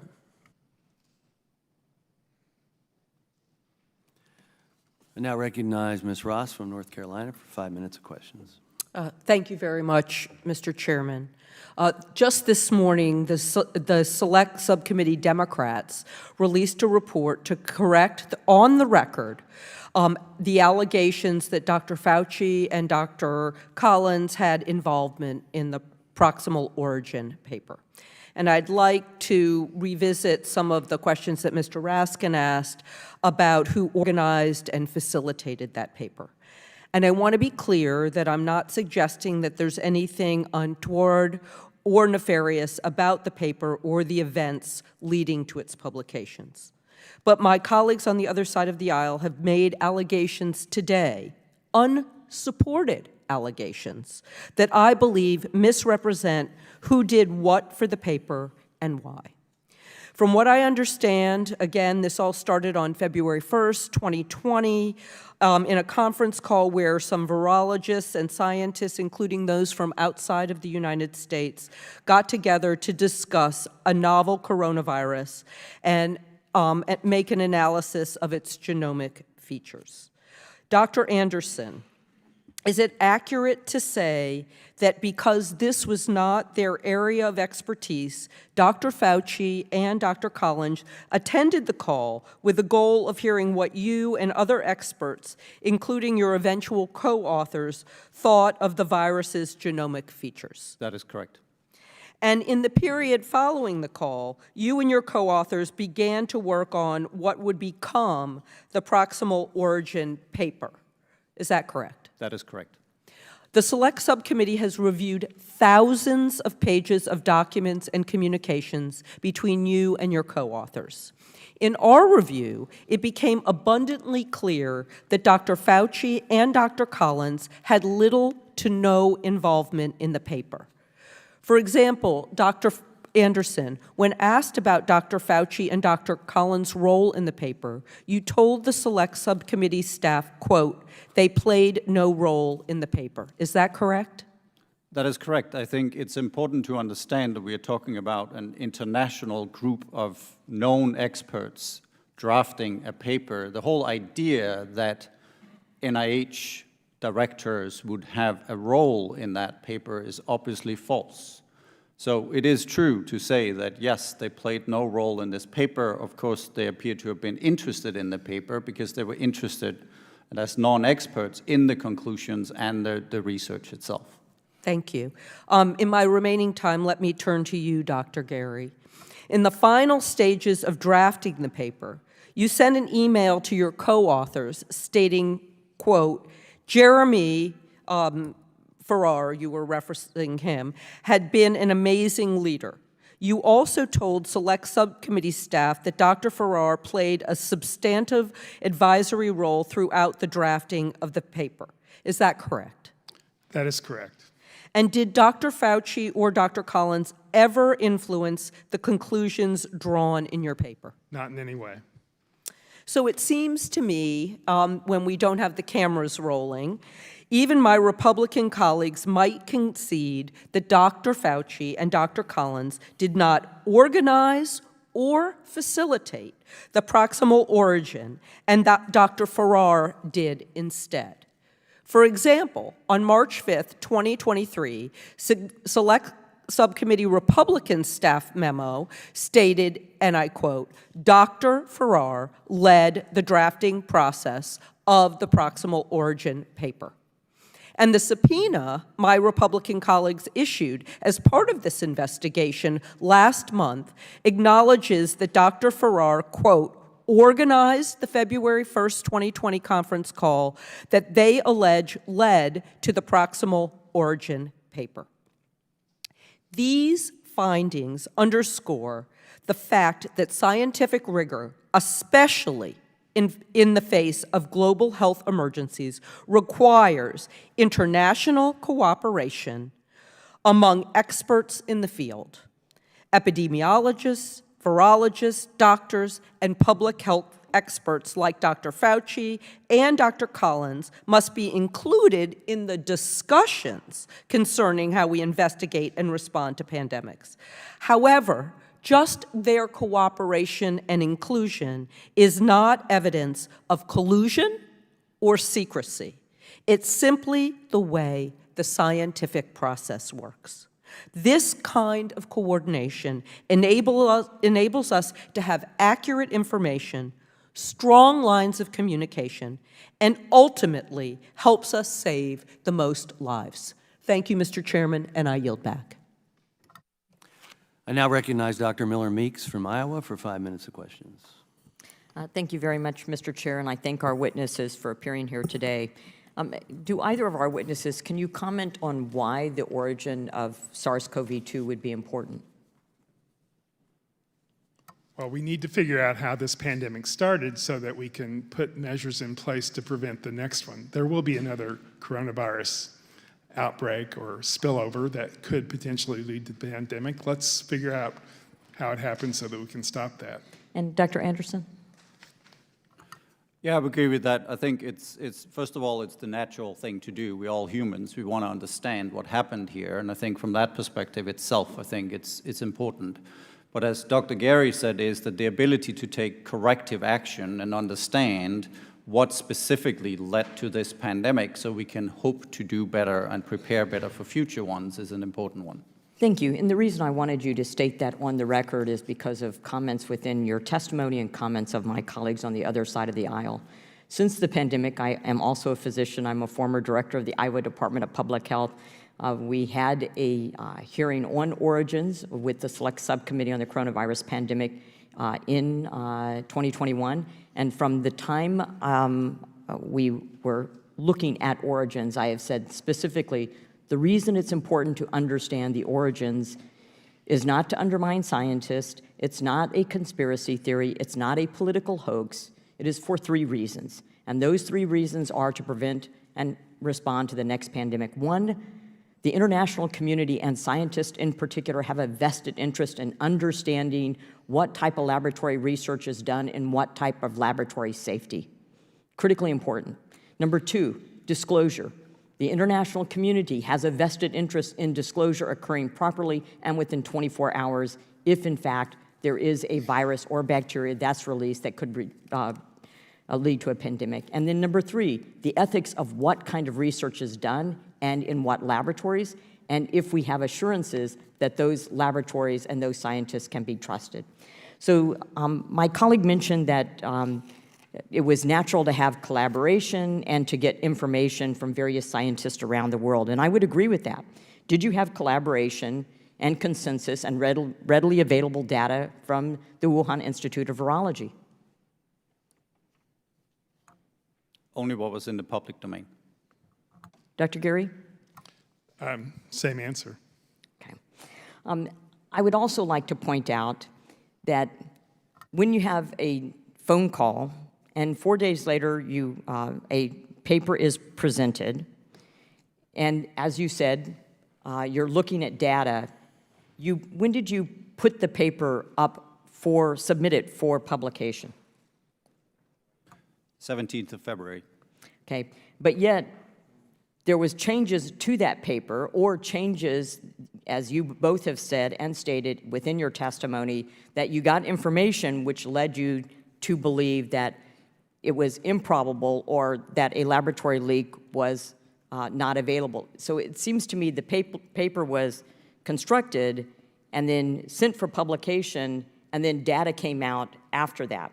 So specifically, in reference to the paper, one of the referees said, there are 2 recent reports about coronavirus in pangolins. The authors might want to comment on these. Dr. Anderson, you stated, we have included these references as well as several others that have investigated pangolin cov. In addition, we should point out that these additional pangolin cov sequences do not further clarify the different scenarios discussed in our manuscript. There is nothing in these reports that changes our statements regarding a potential role of pangolins.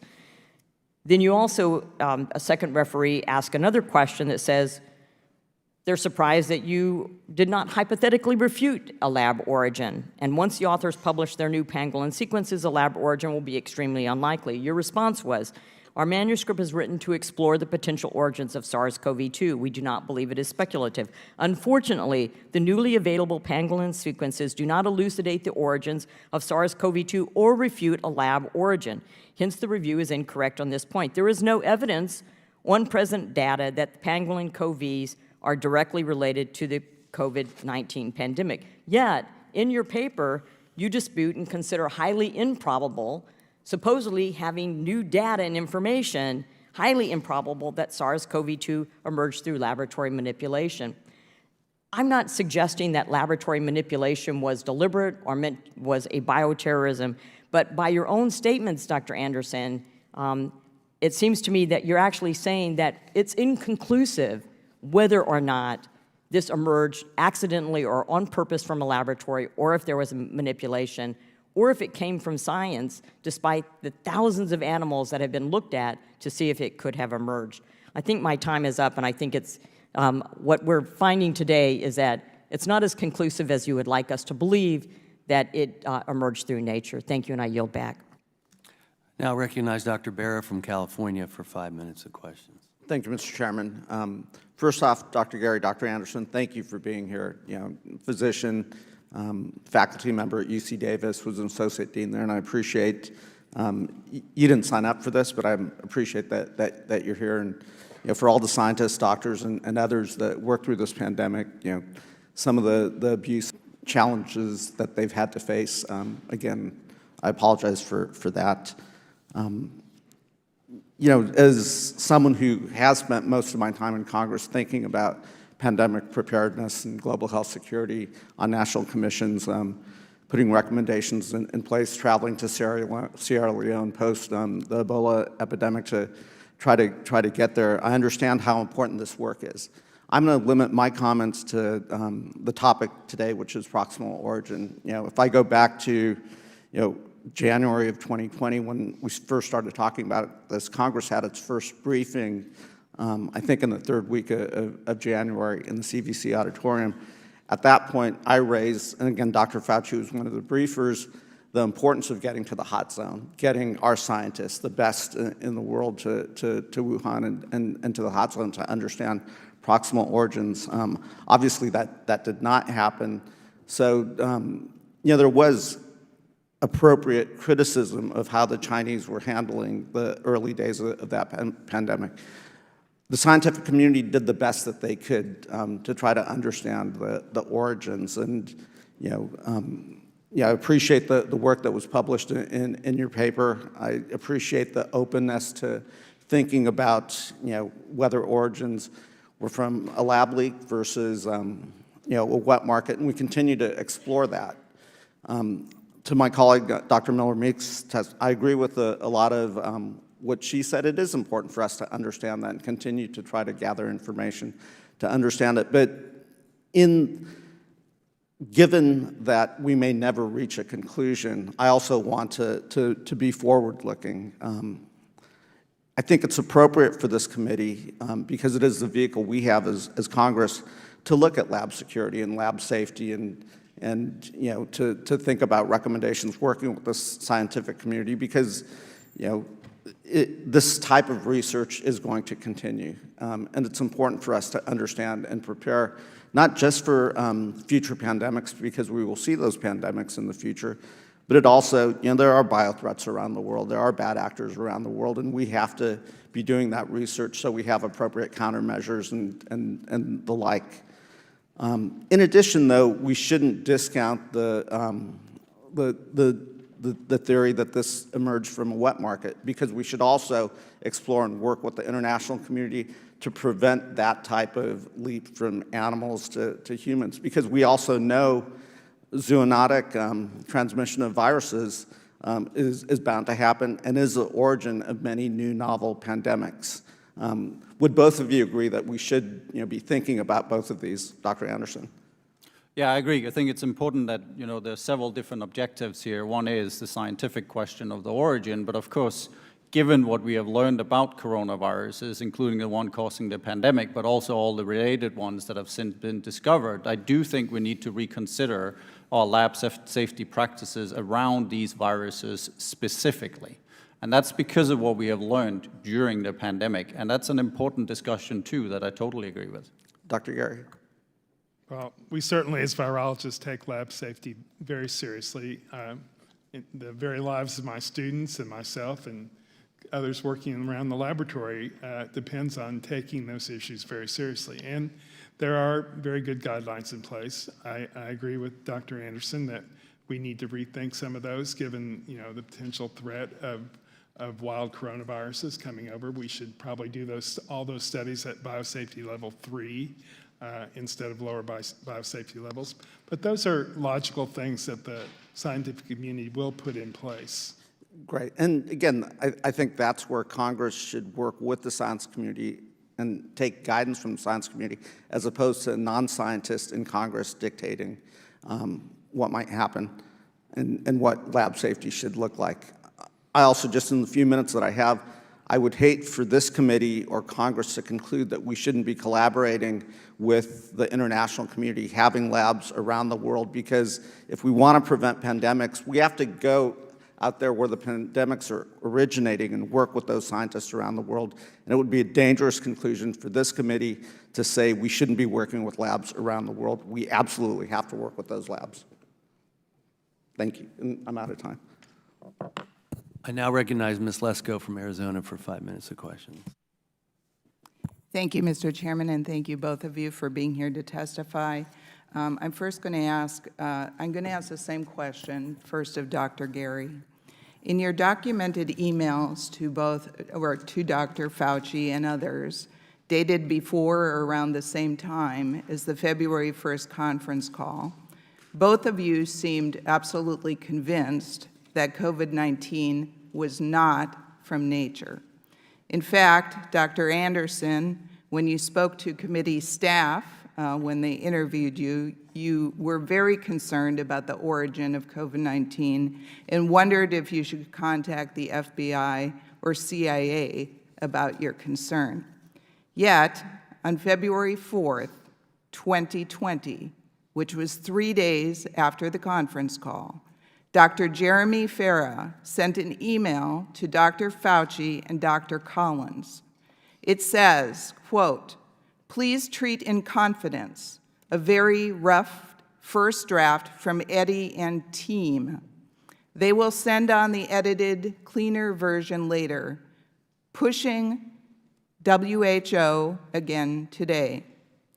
Dr. Gary, is this the very rough first draft referring to the Proximal Origin paper? It was a report that was going to go back to the original people on the teleconference. You know, were there elements in that report that we eventually incorporated into Proximal Origins? Yes, but it wasn't a draft of that paper per se. We hadn't even decided whether we were going to write one or not. How much of, Dr. Gary, how much of that original draft do you think was included in the published Proximal Origin paper? I haven't sat down and compared the two documents, so I don't really know how to Okay. answer that. Thank you. Dr. Anderson, I have the same question for you. Was that first draft of the Proximal Origin paper on February 4th? I think it's important to understand what our conclusions were in the particular Sir, draft. could you answer the question? Is that we... Was you it can- your you can understanding see- that it's the Proximal Origin paper? This is not the Proximal Origin paper, as Dr. Gary stated. This is a draft report based on our discussion so far, and we conclude that we believe deliberate engineering can be ruled out with a high degree of confidence. But we also state that That was on evolution February scenario, 4th? This is on February 4th. 4th, you thought Correct. that it could be ruled out, the lab? No, Oh, not the deliberate. lab. Importantly, Okay. we talk about deliberate engineering. However, Got I it. want to point out that we also specifically mentioned that the current data are consistent with all three, meaning the three scenarios All that we right, described thank in you. the final paper. Dr. Gary, my next question, you told Congresswoman Malliotakis that there was new evidence she said, in the 3 days before your scientist team sent an initial draft of Proximate Origin. You said that that was not really the original draft, but had pieces of it. Is it normal for a scientist to totally change? Because I read your email from, I think it was February 1st, said, this can't be nature, this is, basically, I'm paraphrasing, too coincidental, this couldn't all line up together. To change in 3 days, is that normal? So I think we need to step back a little bit from that one email. That was one email that I sent, amongst literally hundreds of communications with my co-authors, with other scientists, other people I was talking to about the origins. And in that particular email that you're talking about, I was doing what scientists very often do, and that is, take a devil's advocate position. So the questions that we were trying to answer is, could this have come from a laboratory? And I was taking that position. Thank you, sir. I have 42 seconds sure. left. I have a very important question for both of you that I'm trying to understand. So Dr. Redfield told us in March of 2023 this year that either the Wuhan Institute of Virology or China itself deleted the COVID sequence in September of 2019. He also said that they turned over control of the WIV in September of 2019 to the military, Chinese military. He also said that the WIV changed the ventilation at their lab in the fall of 2019. If China wasn't trying to cover up something, why would they do this? Both of you. I'm not a member of the Intelligence Committee. Don't have privileged information in terms of what was going on there. I really don't have any basis to answer. But you don't think it's unusual for China to cover up things if nothing happened, if it was all natural? Well, I'm also not an expert on Chinese politics, so I really don't have a professional answer for you there. Dr. Anderson. All of this seems routine to me. The fact that you have a BSL-4 laboratory getting their air conditioning units upgraded, for example, seems unrelated, as the intelligence community has also concluded, is that is unrelated to the later emergence How of the about virus. turning over to military control or to delete the COVID sequence? So- Is that just normal? I have no comments on the first. I think it's important to understand that the deletion you're talking about is specifically about a database, not actually the SARS-2 sequence itself. And that database has been on and off and seemed to finally be taken offline in February of 2020, not actually in September 2019. Also, we know that this pandemic very likely started in the mid to late November 2019. So I think with quite a lot of certainty, we can say that these events are unrelated. Well, that seems very unusual to me, and I yield back. Thank you.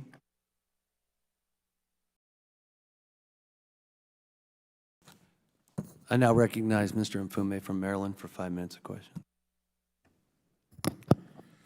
Thank you very much, Mr. Chairman. I want to thank you and the ranking member. I want to thank our witnesses who have endured us for the last couple of hours, and I certainly want to thank the members of this committee who continue to try to make sure that we stay within our own guidelines in terms of what we're approaching and how we are approaching it and what we, of course, hope to achieve. I've used this microphone and other occasions during this hearing to argue that we went through COVID in real time. Every day was different, every week was different, every month was different, and unfortunately every year was different.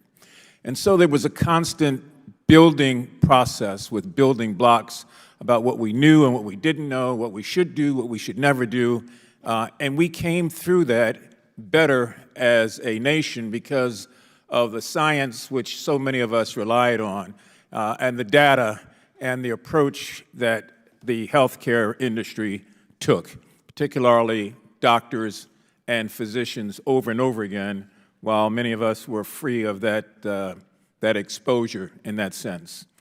And so what we seem to do here is retrospective investigation, which I'm not necessarily opposed to, but I get the sense we do it with a vendetta.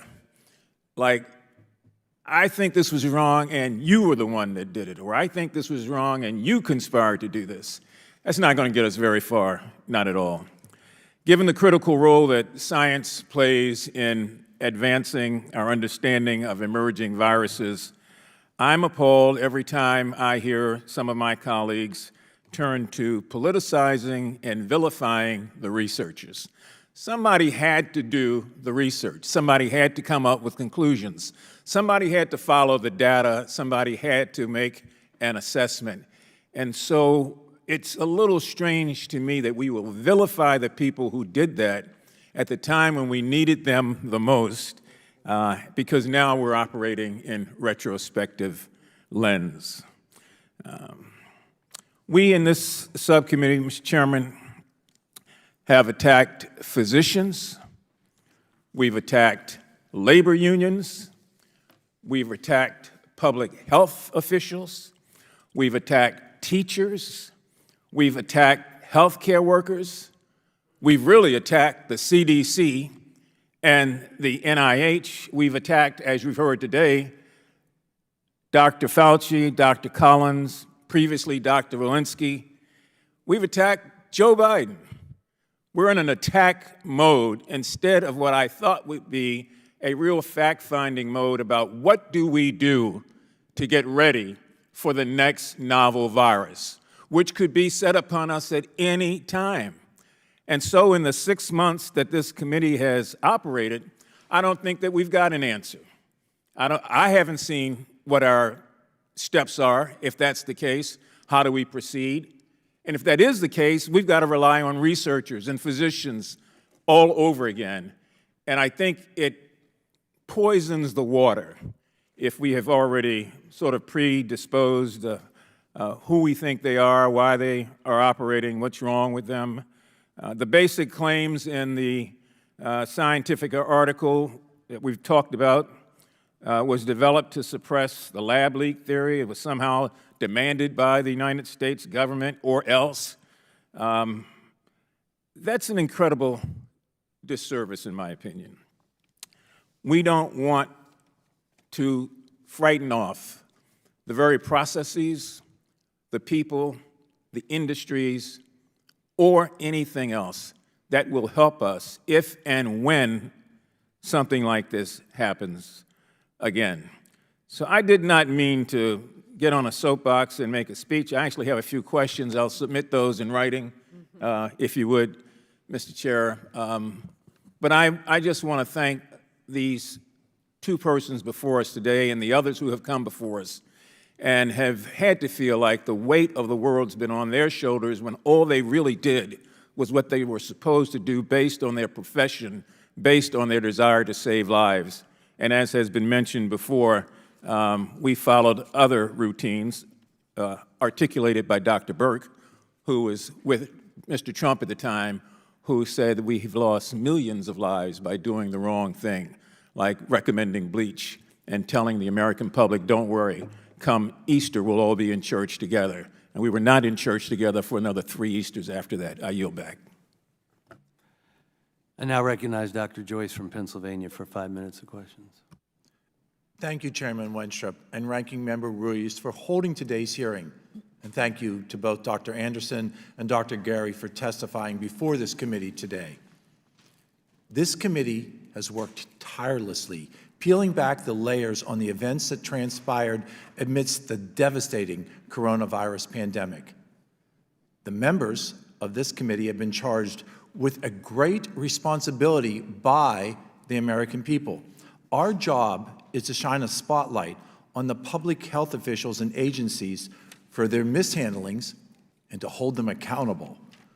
We are tasked with analyzing their misguided, their ambiguous, and their flawed policies so that we can learn how to better prepare and address any potential public health emergencies in the future. Further, this committee's investigations will finally expose the true origins of this deadly virus that destroyed millions of lives and livelihoods across the globe. In April, just a few short months ago, this committee held a hearing where the former director of the National Intelligence Agency, John Ratcliffe, testified.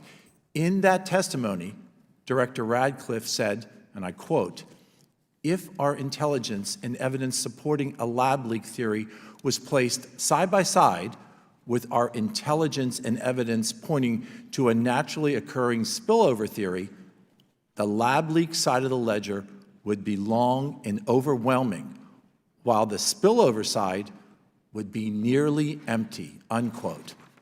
Nearly empty.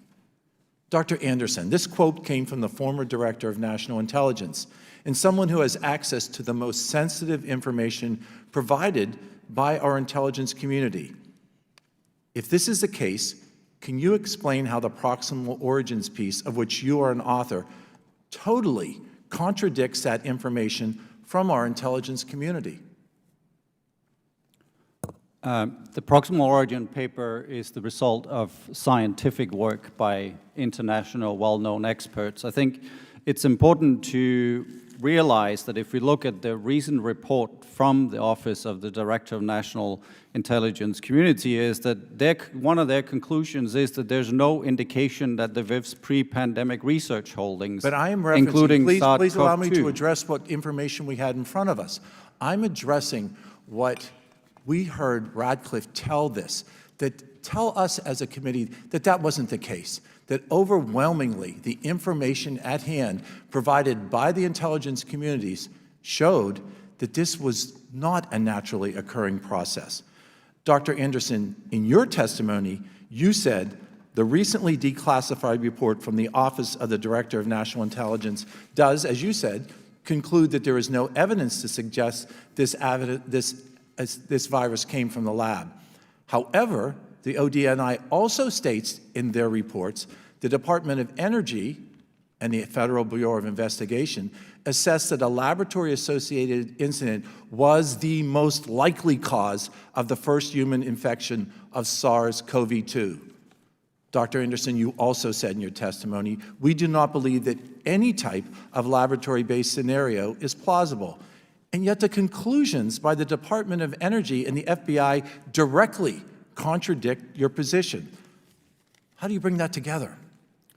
I think you could say that our conclusions completely contradict their conclusions too. I think it's important to understand that we are looking at different things here. You're talking about the intelligence community. If you look at the scientific literature, the scientific evidence for this pointing to a single market in the middle of Wuhan is overwhelming. There is no evidence. But the Intelligence Committee had access to both scientific and the investigative reports. They had that overview. And their conclusions strongly contradict what your single conclusion projects. And we as a committee have heard this repeatedly, that the overview from both the FBI and the Department of Energy support that there was a lab leak, support that the most likely cause of the first human infection of SARS-CoV-2 was a laboratory incident. We recognize how that occurred. We as a committee have formed what we feel is most important in understanding all the information that's brought forward to us. And that information points directly to a lab leak. My time has expired, Mr. Chairman, and I yield back. I now recognize Ms. Dingle from Michigan for 5 minutes of questions. Thank you. Thank you, guys. I'm sorry, Ms. Takuda from Hawaii. Thank you very much, Chair. Once again, we find ourselves being faced by our Republican colleagues that have convened another hearing under the guise of investigating the pandemic's origins to advance their extreme conspiratorial narrative against Dr. Fauci, Dr. Collins, and our nation's scientists and public health experts.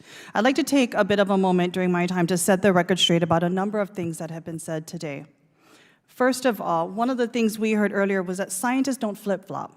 No, scientists focus on the facts and the data before them, which can change in a matter of 72 hours, or yes, even 45 days between the time of discussion and the time of report, especially when we are dealing with a virus we know very little about, that even until this day is rapidly changing and evolving.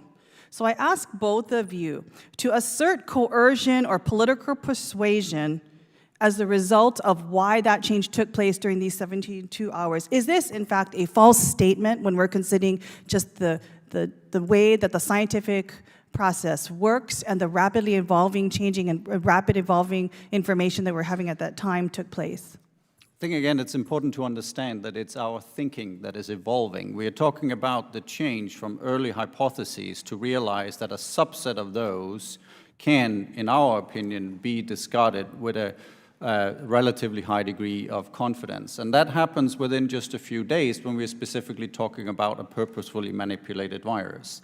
That's an evolution of our thinking. It is not a flip-flop. It is an early hypothesis which ends up being unsupported, followed by other hypotheses that are still on the table. And so isn't it important that we, in fact, support this evolution of our thinking and our research in order for us to more quickly be able to really ascertain the proximal origins of things like the COVID-19 virus to start to really begin to save lives?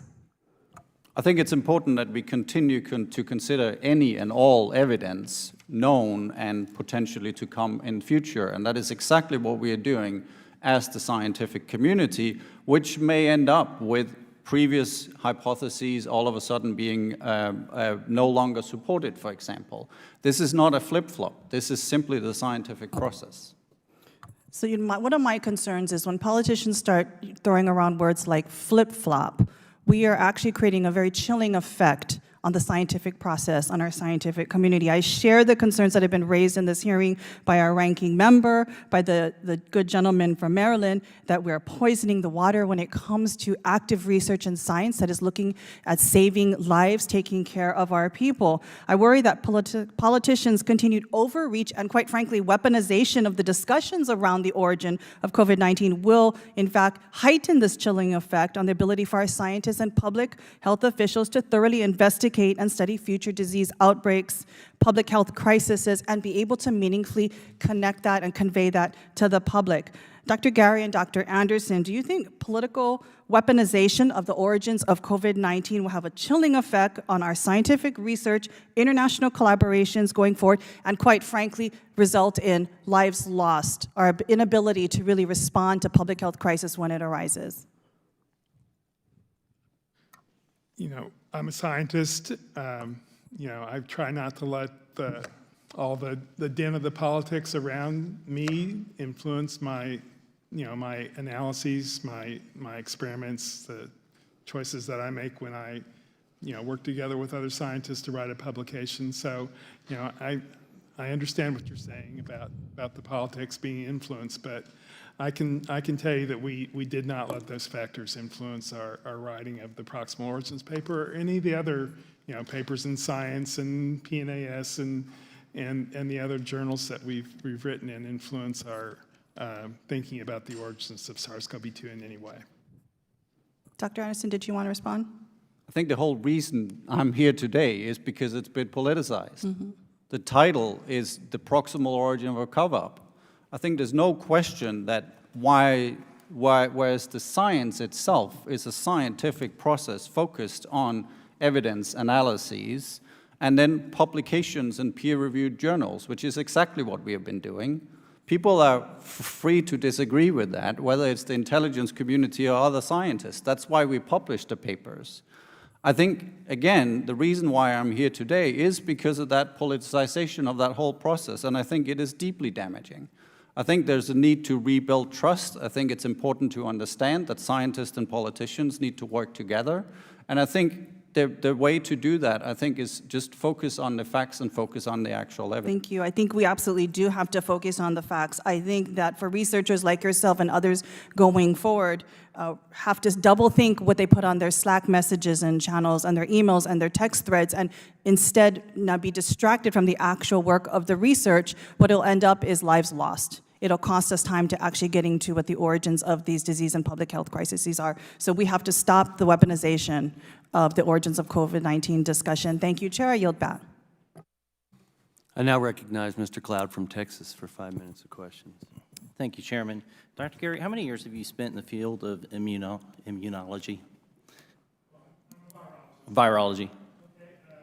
Yeah, sorry. About 45.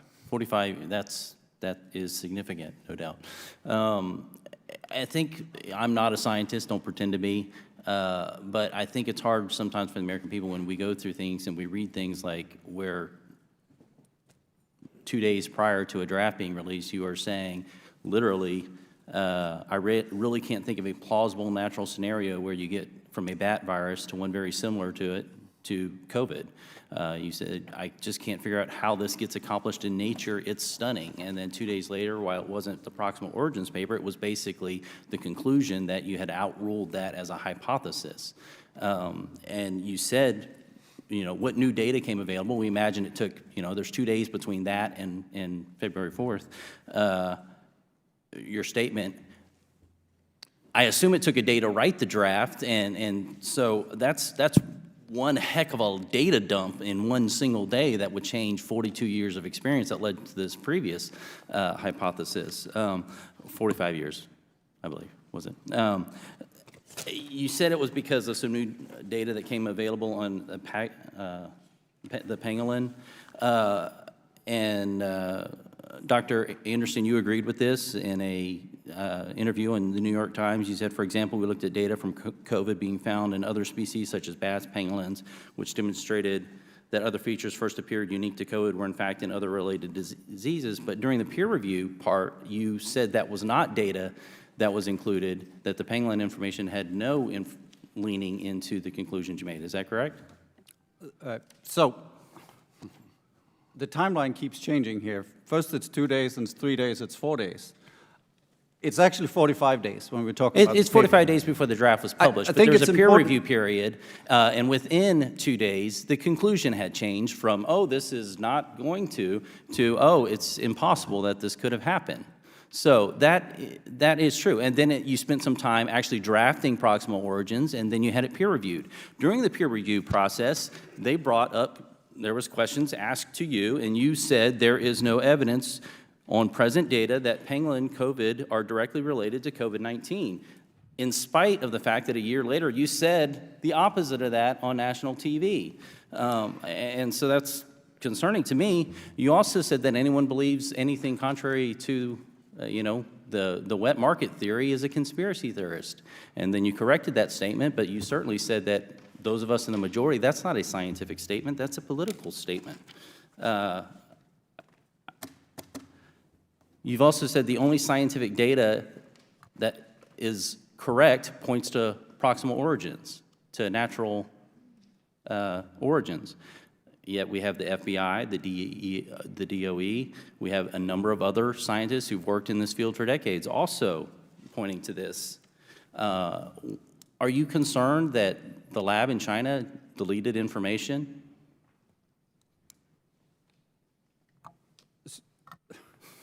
So I think There's a lot of questions in there. There's a lot of words, at least. But I think the important thing is that, again, if you look at the intelligence community, for example, the majority of them believe this is natural, right? If you look at the recent report, it says almost all agencies agree that SARS-CoV-2 was not genetically engineered. That's one of our main conclusions in the Proximal Origin. And after recent information, papers. they're changing their viewpoint. That was originally, and new information has come out. Do you have access to classified information? I do not. I think it's important to realize, Do though, you think that it's not concerning? Do you think that the CCP is a trusted partner? I don't think the CCP is the trusted partner, no. You said you based your conclusions a lot on the publicly available data coming out of the lab. That publicly available data is what China has made available to the public. And at the meantime, we see them destroying data. We see them not allowing us access to the lab to research anything. And then we also see scientists disappearing who worked in China. You don't find that concerning, and that doesn't cause any sort of suspicion? I think it's important to understand that the conclusions are based in part on evidence from China. Of course, the pandemic started in China, so necessarily early data on cases and what happens at the market will necessarily have to be from China itself. However, several of our conclusions do not rely on evidence from China. For example, the majority of the conclusions in Proximal Origin are based on publicly available data, which is not just from China, that's from elsewhere as well. In later papers, a lot of our conclusions can be replicated using data that is from outside of China. So there's no specific reliance on any single data set. There's also not, importantly, there's not one single piece of data that would convince me it's this or it's that. And I think the pangolins, which continue to be misrepresented of what we actually mean, is an important point of that. The reviewer said that based on the pangolin data, you can just reject any potential lab leak origin. And we say you can't do that.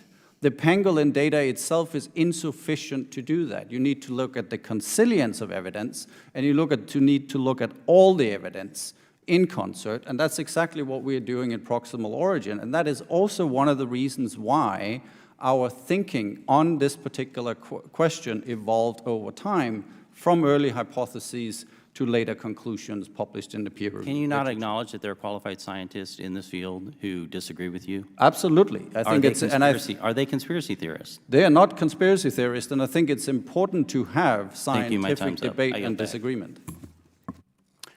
Now recognize Ms. Green from Georgia for 5 minutes of questions. Thank you, Mr. Chairman. In 2012, 6 miners working in a bat-infested mine in southern China caught a coronavirus, had symptoms like COVID-19, and 3 died. But we didn't see a worldwide pandemic. We didn't see millions of people die. We didn't see governments shut down their economies, take away freedoms such as speech, freedom of religion, freedom basically to work a job and support our families. After that, samples of that virus were taken to the Wuhan Institute of Virology, the only biosafety level 4 lab in China. The Wuhan Institute of Virology did gain-of-function research on these samples and other samples of coronaviruses.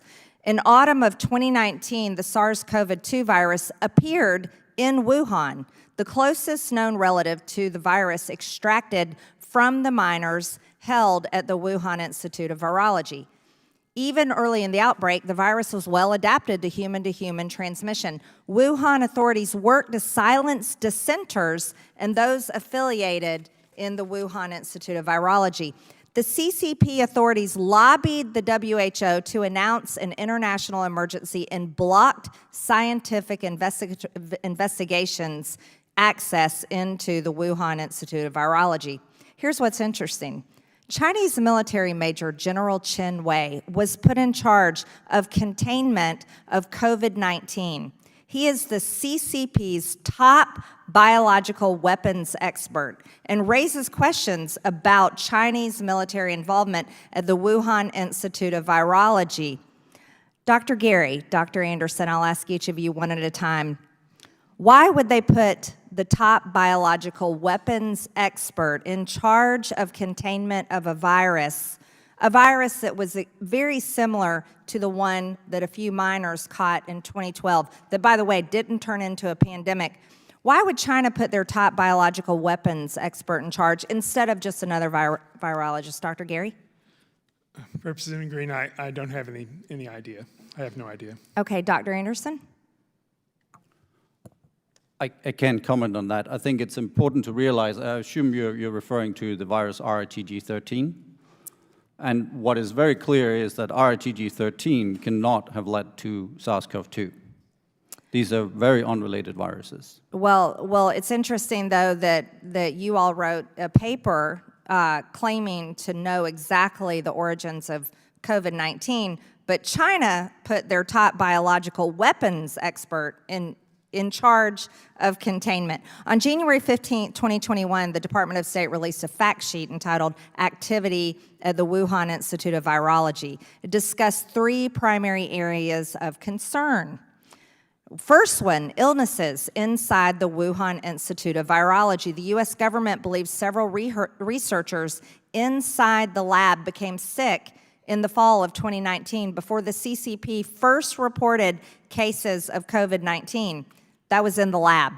The CCP prevented journalists, investigators, and global health authorities from accessing the lab, including interviewing the researchers that fell sick in 2019. Sounds like they were concerned about so-called conspiracy theories, just like you were. There was also research at the lab starting in at least 2016. The Wuhan Institute of Virology was researching RATG13, just as you mentioned, the bat coronavirus, with the closest relationship to SARS-CoV-2, 96.2% similar.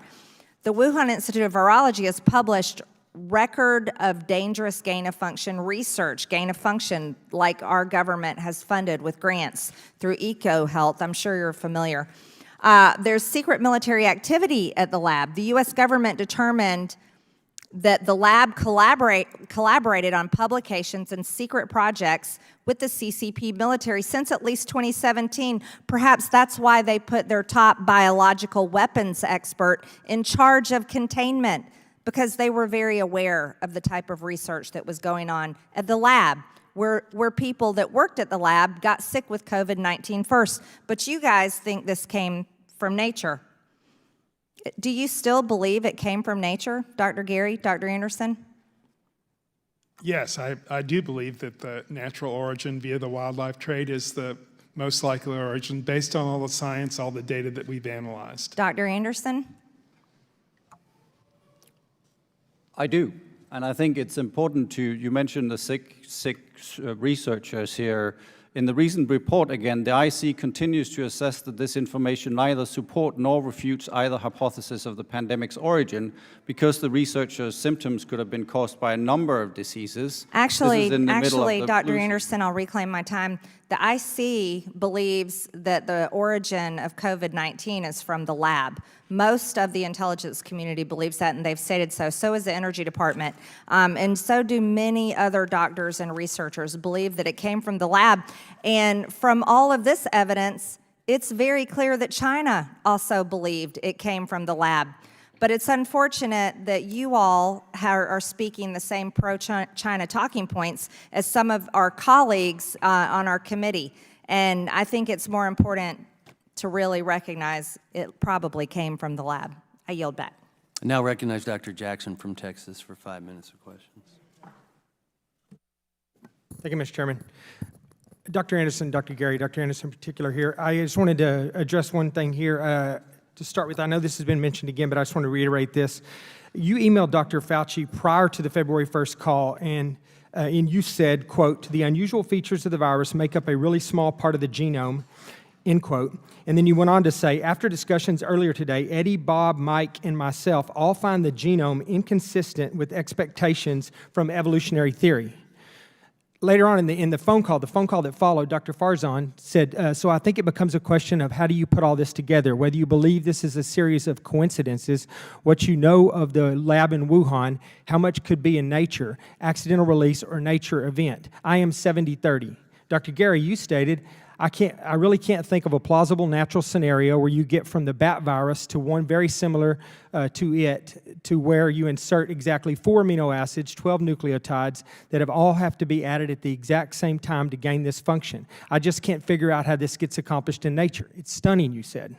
All right. Nevertheless, 3 days later, and I cleared this up in the hearing, so thank you. I thought this was the initial release of Proximal Origins, but it wasn't. But nevertheless, 4 days later, I have this email here, and it's been mentioned already by one of my colleagues here, but I just want to reiterate it again. This is an email on February the 4th that was initiated, at least what I have here, by Dr. Holmes, who I wish was here so he could answer a couple of questions I have about this email. But it says, it's addressed to Jeremy Farrar, and it says, here is a summary so far. Will be edited further. It's fundamental science and completely neutral as written. Did not mention other anomalies, as this will make us look like loons. I have no idea what that means. I'd love to find out, but he's not here to answer that question. It was replied to by Dr. Farrar, who also CC'd Dr. Fauci and Dr. Collins, and said, please treat in confidence. A very rough first draft from Eddie and the team. They will send an edited, cleaner version later.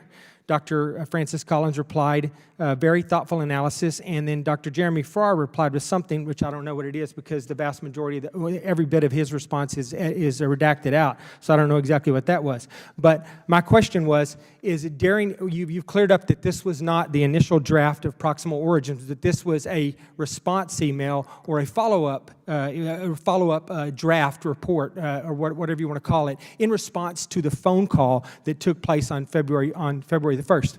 My question for both of you is, at that particular point, when this information, this draft summary was forwarded to Dr. Collins and Dr. Fauci, referencing the phone call that you'd had days earlier, were your conclusions changed? Had your hypothesis changed at that particular point?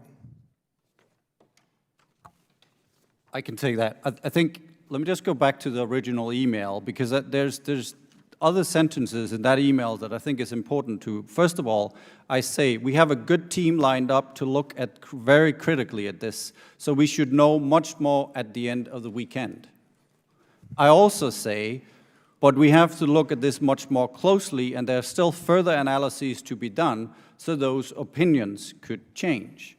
When you're looking at our February 4 summary, which is the one that you're referring to here, our main conclusion is that we believe deliberate engineering can be ruled out with a high degree of confidence. However, referring to both lab leaks, specifically the tissue culture hypothesis that we describe in Proximal Origin, our conclusion at the time of February 4th is that current data are consistent with all three. It is currently impossible to prove or disprove either. Okay, Dr. Gary, what about you? Because you specifically said, I mean, Dr. Anderson says he doesn't believe it was engineered, but he said he hadn't ruled out a lab leak in that particular thing. Dr. Gary, you specifically said that, you find it completely stunning and implausible that this, that you insert 4 amino acids and 12 nucleotides, all that have to be exact same time to gain this function. That sounds like engineering to me. Well, again, Representative Jackson, I think I started to or tried to address this before. That was a single email out of a lot of communications that I was having with people like Dr. Anderson and others. And in that particular email, I was, raising my concern about this one. Let me ask this real quick. You reiterated, you did explain that. Let me just ask you guys real quick. So you're telling me that, and this was the actual first publication of Proximal Origin was published on February 16, 2020. It was posted on the website Virological. So from February 1st to February 16th, are you telling me that you gathered all of this? You gathered all of this additional information, because we know what your initial hypothesis was, or your initial conclusions were to start with before. You gathered every bit of this new additional information, which we don't know exactly what it was or where it came from. You completely changed your hypothesis. You collaborated with your co-authors, and you wrote the Proximal Origins paper all in that period of time. I just want to know, my time's up, but I just want you to know that sounds completely ridiculous to the American people, and it's completely in step with what a lot of people think is going on here, is that Dr. Anthony Fauci and Francis Collins realized that they had been implicated in the production or in the creation of this virus, and they were doing everything they could, including getting both of you to come on board as tools or vehicles to undermine that theory. Thank you. My time is up. Now recognize Dr. McCormick from Georgia for 5 minutes of questions. Thank you, Mr. Chair. I totally agree that early hypotheses change. As for the politicization of this and the accusations made that this is entirely political, I think we do have something to learn about finding out the true origins of this disease. It's interesting that when they talk about censoring and politicization of something, only one side that I remember was ever censored, and that was our side. And when I say our side, I mean the fact that it was a lab leak. I was censored as the emergency physician who treated thousands of patients and who has a background taught by an equally adept professor in virology at medical school that taught us how diseases propagate. One of the things I thought was interesting, I think it's very wise of you to admit that there's many possibilities. And just to lay it out in front of the people, since I'm the summary person today, it's interesting that any other crossover virus or any virus that's ever really existed, for the most part, still exists in society today. It's very hard to get rid of an entire subset of viruses by itself. We still have the common cold, for example. We still have avian flu. We still have swine flu. And those still propagate in those species because they don't just go away. They continue to get switched around, and it still exists in society today. What I think is interesting is that I haven't seen any evidence, and I read your papers, by the way. I love reading and learning, and I consider myself a student of the game.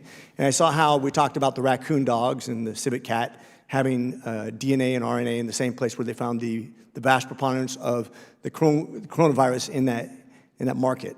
However, what we didn't see is that there is any immune response by those animals to this virus that supposedly can propagate inside of that species also, which would be a natural way to propagate a virus by virology standards, which you'd have to admit. If it exists in the species, it has to be able to propagate and continue. It doesn't just go away. It's not just found in the same proximity of a species, but inside the species with antibodies and resistance. To say that it's just because it's in the same area as somewhere that a dog was found or a cat was found or a penguin, whatever you want to say, is for me just like smear some COVID on this wood and say, look, it came from this wood. To give our people who are watching this who are maybe not medical background to understand, that's obviously impossible. Just like it's impossible to have a virus that exists inside of an animal species go away or not have any sort of immune response or any propagation if that's where it came from in the beginning. And that's where I find a huge hole in your theory. As scientists, I love science. I'm trying to follow your science, and I don't get it. I just don't get it. It doesn't matter if it's found in the same area.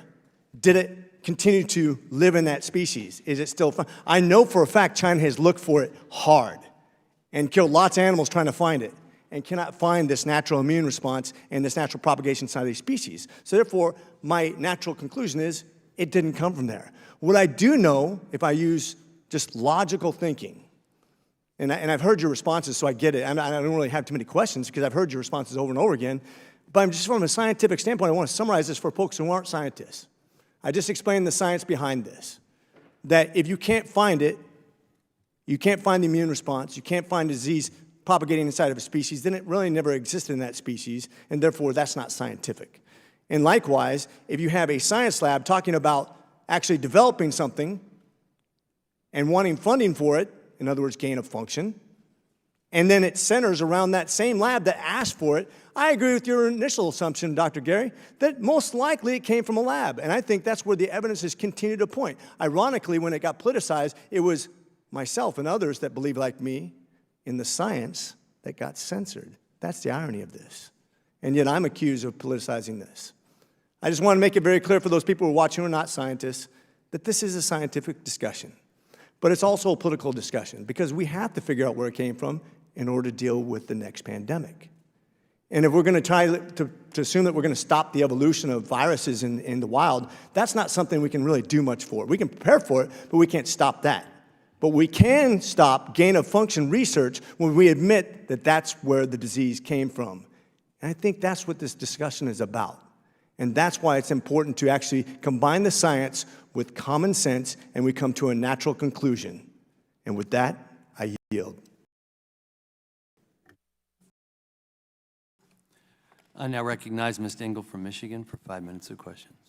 Thank you, Mr. Chairman. I want to say to my colleagues, we all want the facts. We need the facts because we have an enormous responsibility as members of this committee to make sure we are ready for the next pandemic, which you all got a lot more doctor's degrees on your side. I'm not one, but it's coming. And not one person over here has said, and the intelligence committees have said, we don't know where the leak has come from. Could have been a lab leak, Could have been other ways. We're studying it. We want the facts. The Select Committee's purported investigation into the origins of the coronavirus, which for 5 months has largely focused on the publication of this paper, has included a number, and I am so offended by some of the things I've heard this today, of baseless allegations against our nation's scientists, our public health experts, including Dr. Fauci and Collins. And instead of being on a mission to destroy 2 people, I wish we were on a mission to get the facts. So I'd like to address them, starting with the egregious claim that Dr. Fauci bribed Dr. Anderson and other authors of the Proximal Origin paper to suppress the lab leak theory with a $9 million federal grant. Dr. Anderson, in your written testimony, you described these allegations as, quote, absurd and false, and explained that key funding decisions for this grant, including its scoring and review by independent experts, was made even before the first outbreak of COVID-19. Dr. Anderson, would you please reiterate for the Select Subcommittee why my Republican colleagues' allegations that Dr. Fauci bribed you and your co-authors with federal grant funding are categorically false? They are categorically false. In fact, the information Dr. Anderson laid out is publicly available for everyone. Those watching get the facts, including my Republican colleagues, to see online at NIH's website. We have a picture here. To make sure everyone is absolutely clear on this, let's take a look at this ourselves. As you can see here, NIH's grant database plainly notes, facts, I like facts, that this grant passed through the NIH's Scientific Merit Review in November 2019. Dr. Anderson, if the grant were scored and reviewed as part of the NIH's transparent merit-based process in November 2019, is there any way that the awarding of the grant could have been used as a bribe during the February 1st, 2020 conference call? Excluding the possibility that somebody is a time traveler, no, that is just not possible given the timeline. Dr. Gary, do you agree? I agree. Mr. Chairman, I'd like to submit a copy of the funding information for Dr. Anderson's grant, which lays out the timeline of its NIH review for the record. With my remaining time, I'd like to— Without objection. Thank you, Mr. Chairman. I'd like to address the broader allegation that Dr. Fauci and Dr. Collins were involved in any sort of campaign to suppress the lab leak theory through the publication of Proximal Origin. Dr. Anderson and Dr. Gary, you sat for nearly 20 hours of transcribed interviews with Select Subcommittee staff. During those interviews, you were asked questions about Dr. Fauci and Dr. Collins' involvement with the paper. Dr. Gary, in your interview, you told the Select Committee that Dr. Fauci and Dr. Collins never contacted you or gave you advice about writing that paper. In fact, you stated that neither Dr. Fauci nor Dr. Collins, quote, did anything really to influence the paper in any way. Dr. Gary, is that correct? That is correct. And Dr. Anderson, in your interview, you refuted the idea that Dr. Fauci and Dr. Collins sought to suppress scientific inquiry into the origins of COVID-19. You told the Select Committee staff, quote, not only did they not do that, they encouraged scientific inquiry into the origins of the COVID-19 pandemic. Dr. Anderson, is there anything you want to add regarding that statement? That statement is correct. That was exactly what they did. The suggestion, my friends, that Dr. Fauci and Dr. Collins were engaged in some sort of intricate cover-up to suppress the lab leak theory and bribe researchers is reckless, irresponsible, and grossly inaccurate. These baseless attacks on our nation's scientists and public officials need to stop. I want to get to the origin of what happened. I may even, in my heart, wonder with my colleagues on the other side of the aisle. But we're not going to get to it making reckless statements. Thank you, and I yield back, Mr. Chairman. I now recognize Mr. Jordan from Ohio for 5 minutes of questions. Thank you, Mr. Chairman. Dr. Anderson, should we be doing gain-of-function research? I think fundamental biology research, which includes gain-of-function research, is important. However, such research should, of course, be done safely. Was gain-of-function research being done, Dr. Gary, at the lab in Wuhan, China? I have not reviewed all the research that was being done at the Wuhan Institute, so I don't really have a professional opinion on. Do you have a professional opinion, Dr. Anderson? To On my that? knowledge, there On that? was, Yeah, I know you got professional opinions about lots of things, but do you have one on that? to my knowledge, there's no gain-of-function research, although there is work involving chimeric viruses, for example, as we discussed in our Proximal Origin paper. Was the lab in China up to the code for doing the kind of research that you just described, Dr. Anderson? I don't know about any of the codes, anything going on at the Wuhan Institute. Would it be up to the, would it be, my understanding is it wasn't. Do you think it was up to the code necessary to do the kind of research that you think they were doing there? Again, I can't talk to the code of the lab itself. I think what is clear from the published research from the Wuhan Institute of Virology was that a lot of this research was done at biosafety level 2, which I considered at the time to be insufficient, and today, especially given the diversity of related viruses. So just to that be we clear, have you guys found, don't know whether they were doing gain-of-function research or not. You think they weren't. I think they were. You think they weren't. But regardless of that, what they were doing there, what the biosafety level at that lab wasn't up to the code it should have been for the research they were doing. Doing this type of research at BSL-2 using bat coronaviruses is commonly done at BSL-2. The lab work, the animal work, I should say, is done in BSL-3. Again, this is all What available level lab via would you want? If you're doing the research, Dr. Anderson or Dr. Gary, what level lab, what level would you want, 2 or 3?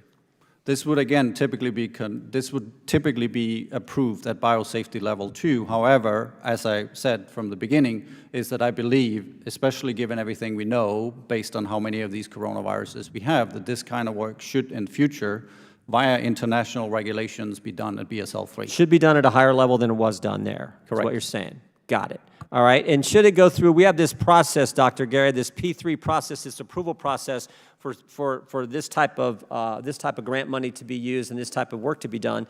Should it go through that process before it's approved? I mean, in your hypothetical, yes. I mean, of course, we should follow the regulations. Okay. So my understanding is American tax dollars went to this lab in China. Is that right, Dr. Gary? I don't know I don't have any information myself about It's been commonly reported, EcoHealth sent the money there. American tax dollars were used in the Wuhan lab, this lab we've been talking about. Again, I haven't reviewed the financial transactions between the NIH and EcoHealth Alliance. Okay. Dr. Anderson, just real quick, and I know you've touched on this earlier. So on January 31st, the now email that, somewhat famous email that you sent, virus looks engineered, virus not consistent with evolutionary theory. I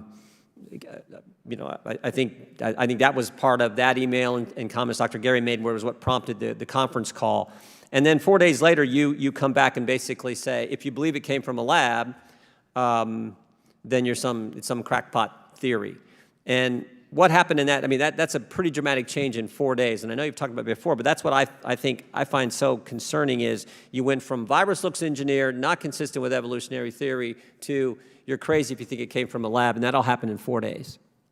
So that is a misrepresentation of what the email actually says. Let me just read that sentence, because I say the main crackpot theories going around at the moment related to this firing being somehow engineered with intent, and that is demonstrably not the case. I'm very specifically referring to the fact that this is engineered with intent, i.e. a bioweapon.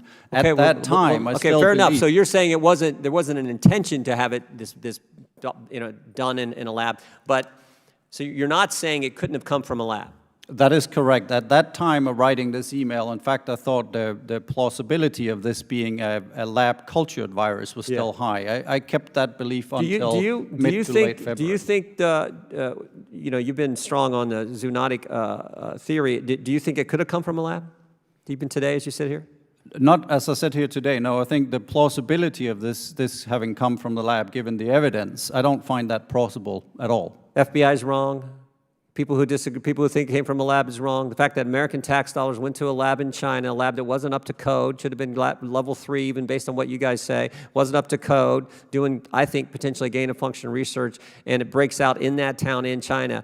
But somehow, no, it can't even be possible that it came from a lab. It has to be the zoonotic approach. It is possible, as I'm saying. I don't find it plausible, or maybe I should say probable, given the evidence that we have available to us. Again, anything is possible, and as we are saying in the Proximal Origin paper and also in later papers, is that it is currently impossible to prove or disprove any version of the origin, whether lab or not.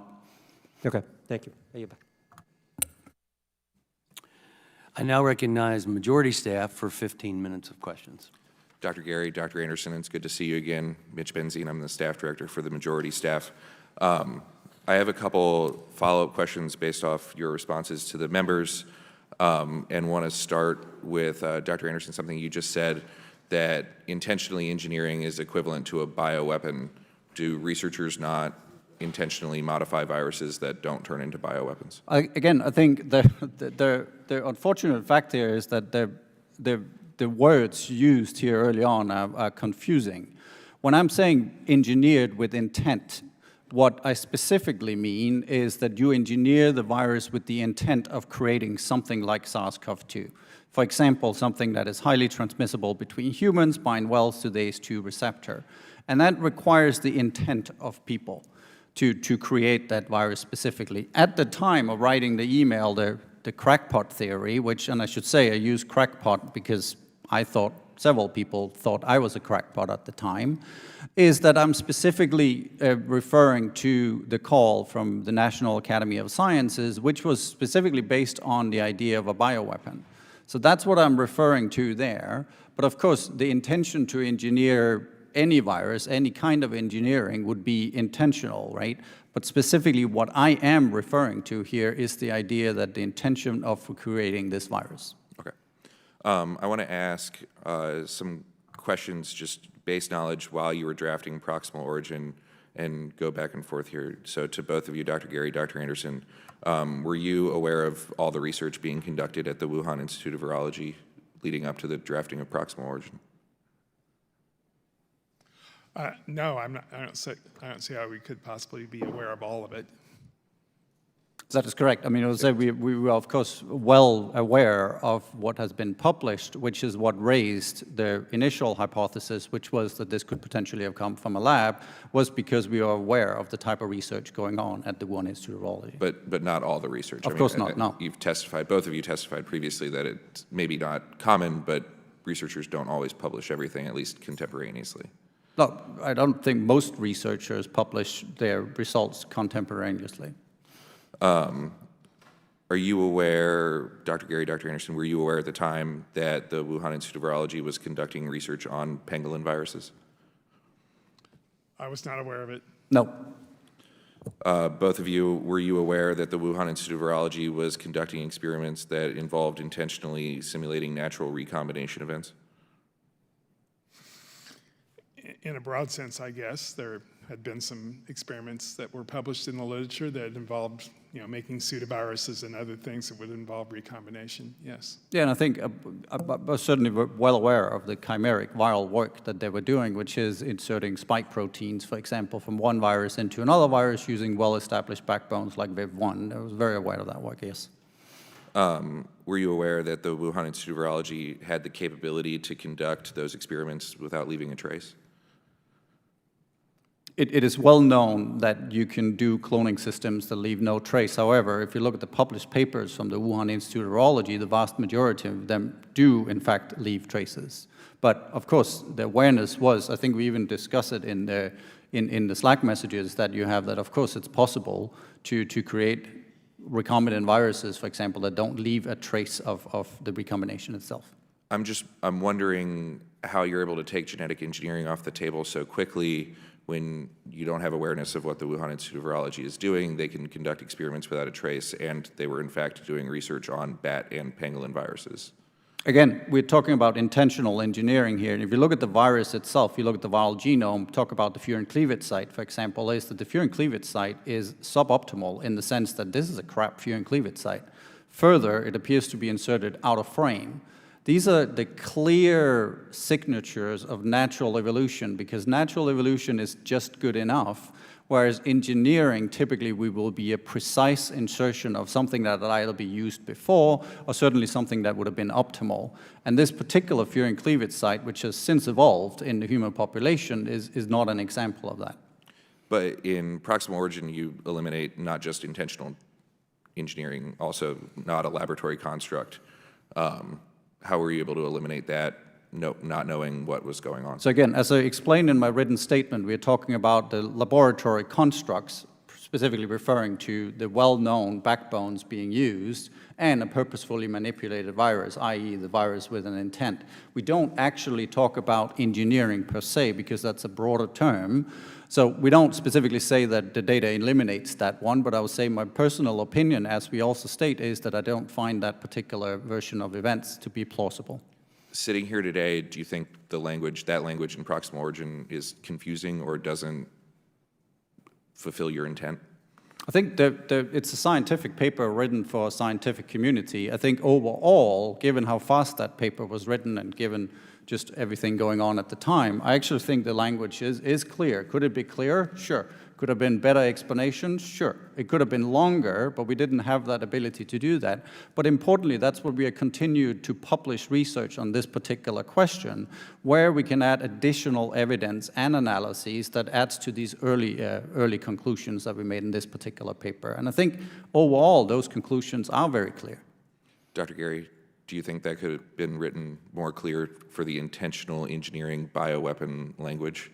I mean, you're always, better prepared in hindsight, right? So, I think the paper has stood up very well to the scientific community and as a basis for, moving forward with some of our other studies that we did, looking into the origin of the virus.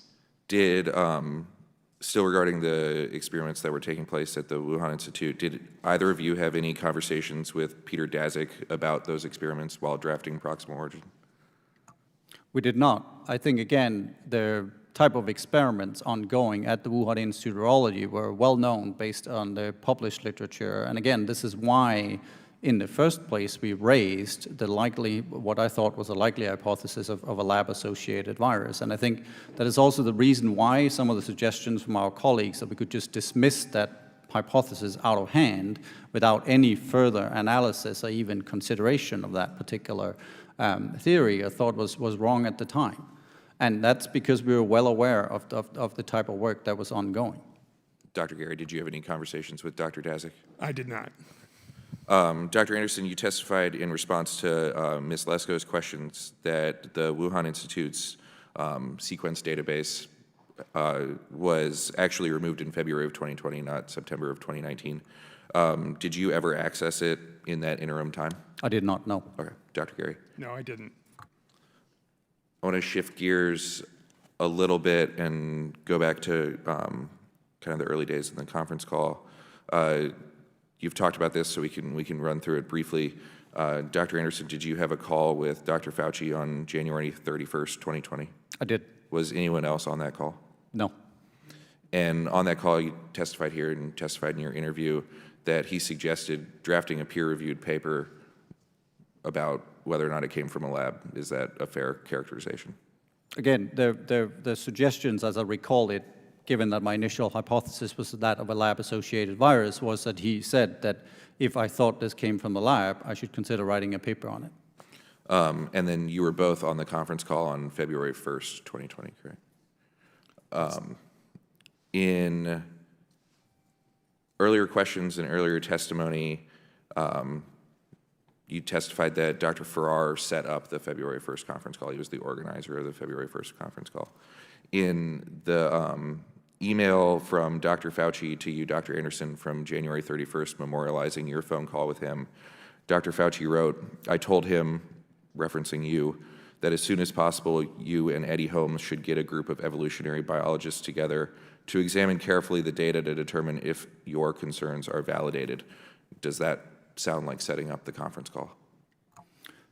That is not setting up the conference call. As I mentioned, that conference call was set up by Dr. Farrar in terms of who should be on the conference call. He conferred with Eddie, and Eddie conferred with us for suggested names, for example.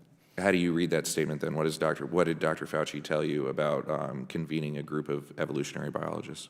Again, to my I don't actually know what he is saying here, but again, that process, as far as I remember, was already ongoing because Jeremy Farrar himself was going to organize this conference call. Again, as far as I know, Dr. Fauci had no role in the conference call itself. That was fully Jeremy Farrar, as conceived from the emails. And then you testified earlier today that Dr. Fauci reiterated maybe not the suggestion to draft a peer-reviewed paper, but his support for a peer-reviewed paper on the February 1st call. Is that correct? I don't recall whether he specifically suggested a paper, but yes, he was certainly supportive of us continuing to look into this particular question. But as we have both mentioned is that we don't actually remember Dr. Fauci having any particular role in that conference call itself. And then you had clarified in your transcribed interview that initially it wasn't about publishing it. Like, despite Dr. Fauci's suggestion for a peer-reviewed paper, your initial thought was more of an internal report back to the teleconference group, not necessarily publishing that. Is that correct? That is correct. I think at the time, I just wanted to look at this more closely with a set of trusted colleagues and well-known experts and looking at these kinds of questions. Whether that would eventually result in a paper was, for me, too premature to even think about. Did the initial drafts of that report provide a lot of the backbone for Proximal Origin? I think that if you look at for example, the different scenarios that we are considering are the scenarios that we eventually end up considering in Proximal Origin as well. So did those early drafts and reports and summaries lay the basis for a later paper? Yes, of course. However, that was at the time not for the purpose of specifically creating a paper. So would it be fair to characterize, since it laid the basis, that the February 1st conference call also laid the basis for Proximal Origin? I wouldn't say so. I think scientists have discussions and conversations all the time that then later on end up in being actual papers. But again, the conference call was not for the purpose of writing a paper. It was for the purpose of discussing the questions that I specifically had raised with Eddie Holmes first, and then him with Jeremy Farrar. Were drafts of Proximal Origin and/or the report sent to Dr. Collins and Dr. Fauci along the way? There were the summary drafts, which you have seen. The actual drafts of the paper, I think we probably changed to a paper form maybe on February 8th or something like that. Those were not shared with Dr. Fauci or Collins. Did either in emails or on phone calls, did Dr. Fauci or Dr. Collins ever ask any questions about your analysis? I don't recall. I mean, again, there is some questions, I believe, from Dr. Fauci, for example, around ACE2 mice, for example. So I think he had questions like that. But whether there was any questions to the specific analyses or to our specific conclusions, no. My assumption is he was probably relatively busy at the time. Shifting gears again, Dr. Gary, and I think you might have corrected it in your verbal statement, but not your written statement. In your written statement, you state that in November of 2022, you and your co-authors obtained access to large files containing the DNA and RNA sequences from the environmental samples taken from the Hunan market, but the subsequent paper said that those samples were accessed in March. Was that a typo in your statement? Yeah, that was my mistake. Okay. I take responsibility for that. It was March. In both of your testimonies, you say Proximal Origin specifically do not rule out the lab origin or a laboratory origin, and say it's currently impossible to prove or disprove the other theories being discussed there. On February 19th, Dr. Dazik of EcoHealth cited your paper to support the statement, quote, overwhelmingly conclude that COVID-19 originated in wildlife. Did you know Dr. Dazik was going to use your paper that way? It's common for other scientists to cite papers. So do you agree that Proximal Origin overwhelmingly concluded that COVID-19 originated in wildlife? That was our conclusion in Proximal Origin, yes. In the press release released by Scripps when the paper was published, Dr. Anderson, you were quoted as saying, we can firmly determine that COVID-19 originated through a natural process. And a spokesman for Wellcome Trust, Dr. Farrar's former organization, who the minority laid out played a crucial role in Proximal Origin, said, quote, "Proximal Origin concludes that COVID-19 is the product of natural evolution." Were you involved in drafting that press release? The one for Scripps Research? Yes. Do you agree with those two statements that Proximal Origin concluded COVID-19 is the product of natural evolution? I agree with those statements, yes. How many scenarios in Proximal Origin were laid out? There are 3 separate scenarios specifically laid out, but we considered many. The press release from Scripps only lays out 2. Was there a reason you left out serial passage? Again, serial passage is not supported, and that's probably why it's left out. But again, serial passage is clearly described in the paper itself, but as we say, our opinion is that we do not find that to be plausible. In the discretion of the chair, I'd ask for about 2 more minutes. So ordered. The minority report that was released this morning laid a lot of the responsibility on Dr. Farrar, that Dr. Farrar organized the conference call, Dr. Farrar prompted the paper. Dr. Farrar was involved in where it was published. Dr. Farrar made at least 1 edit to the paper. Do you agree with the minority's characterization that Dr. Farrar was heavily involved in Proximal Origin? I do not. You testified in your transcribed interview, Dr. Anderson, that Farrar was the, quote, father figure of Proximal Origin. Can you explain what that means a little bit?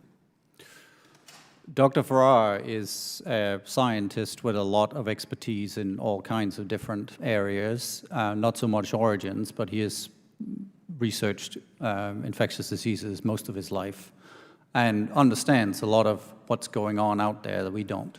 So from that perspective, he was very encouraging us to look at this particular question, but had no specific role in the process itself. Did not influence the conclusions, did not influence the drafting, other than the single edit that you mentioned there. He had several conversations with Eddie Holmes at the time, and I don't know what those conversations were about specifically, but that's why I describe him as a father figure, because I think that captures it. But again, the specific role of him was not to lead the drafting of the paper, nor was it to lead the conclusions of the paper, for example. And was that why he was not credited on the paper? I believe that Eddie Holmes asked whether he wished to be credited, because again, he did not add substantially to any of the science in the paper. I think that's why he is left uncredited. Okay. In my final seconds, I have 2 questions for each of you. Dr. Gary, are you aware or were involved in every communication that Dr. Farrar had with Dr. Fauci and Dr. Collins? I was not. Dr. Anderson, were you aware or involved in every conversation between Dr. Farrar and Dr. Fauci and Dr. Collins? I was not. And then the final question, Dr. Gary, were you consulted by the intelligence community during their drafting and publication of their declassified assessment? The first Biden assessment? Yes. I was. Which agencies? The FBI and the CIA. Dr. Anderson, the same 2 questions to you. The same. FBI and CIA? Correct. All right, thank you. My time has expired. Now yield back. Now recognize the minority staff for 15 minutes of questions.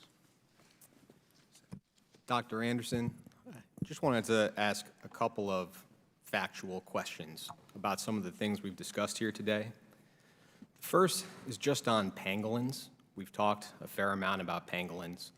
I wanted to clarify something. Is it right that at the time that the paper was being written, there were 2 different things going on in terms of pangolins, right? There was, on the one hand, the fact that there was a pangolin coronavirus that had the 6 key amino acid residue mutations. Separately from that, if I understand correctly, there were public reports, or somebody had said to you all, that there had been a discovery of a pangolin coronavirus that was a 99% match across its entire genome to SARS-CoV-2. Do I understand that basic situation correctly? That is correct, yes. Okay, so as you guys sort of grappled with the role that the pangolins were playing here, if I understand correctly, it turned out that the pangolin virus in question was not, in fact, a 99% match. What did it end up being, 90 or 91? Something like that? Something like that, yes, correct. Okay.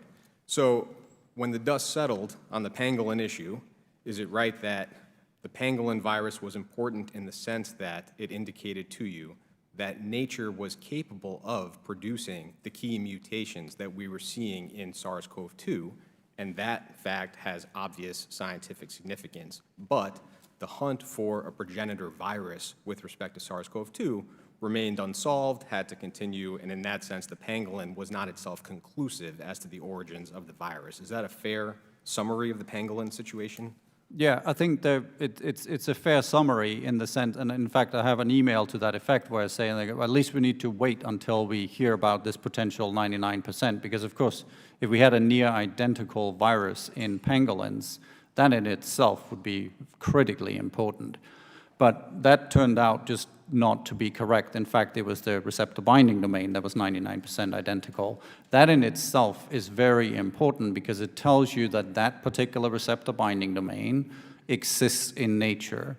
Really importantly, too, is that it does not mean that pangolins themselves were necessarily involved in the recombination events of SARS-CoV-2, since we have seen in the Lao viruses, banal viruses, for example, we have found receptor binding domains that are, in fact, as similar to SARS-CoV-2 as the ones that we find in the pangolins. So as I mentioned to Chairman Wenstrup's earlier questions, is that these recombination events do not require these two animals to be in close proximity. We believe that these recombination events happen in bats. And I think that and the way you just described it is consistent with the way that you and your co-authors discussed pangolins in the final product of the Proximal Origin. That is correct. That is correct. One point of clarification with respect to the February 1st conference call. We spent a lot of time talking about that. I just want to clarify, zooming out from a factual point of view, because I think it's natural for us to think of it as an American call, but there were quite a number of people on that call, just sort of starting at the center of it. It is correct to say that Dr. Farrar organized that call, is that right? That is correct, and I don't think you can describe it as an American call, because in terms of the scientists on the call, I believe it was probably only Dr. Gary and myself, and I'm not American, I'm actually Danish, but the rest of the scientists that were invited onto that call were primarily from Europe. And that actually is what I sort of wanted to just clarify. There are some other folks on that call who we haven't talked about all that much today, but if I understand correctly, were significantly involved in the dialogue on that call, such as Eddie Holmes. Where's Dr. Holmes located? He's in Sydney, Australia. What about Andrew Rambo? He's in Edinburgh, in Scotland. Ron Fouchier and Marion Koopmans? Yeah, they're in the Netherlands. And Stefan Pullman? Germany, I believe. And Christian Drosten, where is he? Also Germany. Okay, so I just wanted to sort of set a broader context in terms of what that call was and how it came about. And there's just one more discrete thing I wanted to ask about. There has been discussion about the extent to which, from your original point of view, when we talk about January 31st or February 1st of 2020, the extent to which 2 days later your views changed or 3 days later your views changed. My understanding, but I'd appreciate you confirming, is that the drafts of the report at that point, I think, took the position that the data was indistinguishable as far as lab serial passage or zoonotic origin. Is that right? That is correct. You can see those are the direct conclusions in those early summary statements, yes. And so the work that you and your co-authors were doing and the input and the gathering of external information, if I understand, went on for the next 3, 4, or 5 weeks, ultimately culminating in the March final product. Is that right? That is correct. The final paper is published 45 days later after that conference call, and of course our thinking evolved over that time, so did the analyses, and also just the availability of data. I just wanted to ask a brief question when we talk about the role of Dr. Farrar in the paper. I understand that as it relates to the direct drafting of the paper, his role was essentially limited to one particular ask for an edit. But when we talk about his role in the broader process of the paper, for example, Dr. Gary, there's an email from yourself saying Jeremy has been an amazing leader, should be an author. I think you both, when we talked in our transcribed interview, confirmed that that general premise, the phrase father figure, when we talk about navigating the paper process, talking about different publications that might make sense for the paper to go. That sort of role in the process is an accurate description of Dr. Farrar's role, I think. Either one of you can confirm that that's... Yeah, that is correct. And I think importantly, too, is that Dr. Farrar is on later papers. We have a paper, I believe, in 2021 in the journal Cell, which is a review on the available evidence. And Dr. Farrar is an author on that particular paper. And when it comes to that sort of a role in the process of the Proximal Origin paper, you both confirmed in our interviews, but I just want to confirm one more time, neither Dr. Fauci nor Dr. Collins played that type of role or really any role at all. That is correct. Dr. Gary? That is correct. I have no more questions. I yield back. Thank you.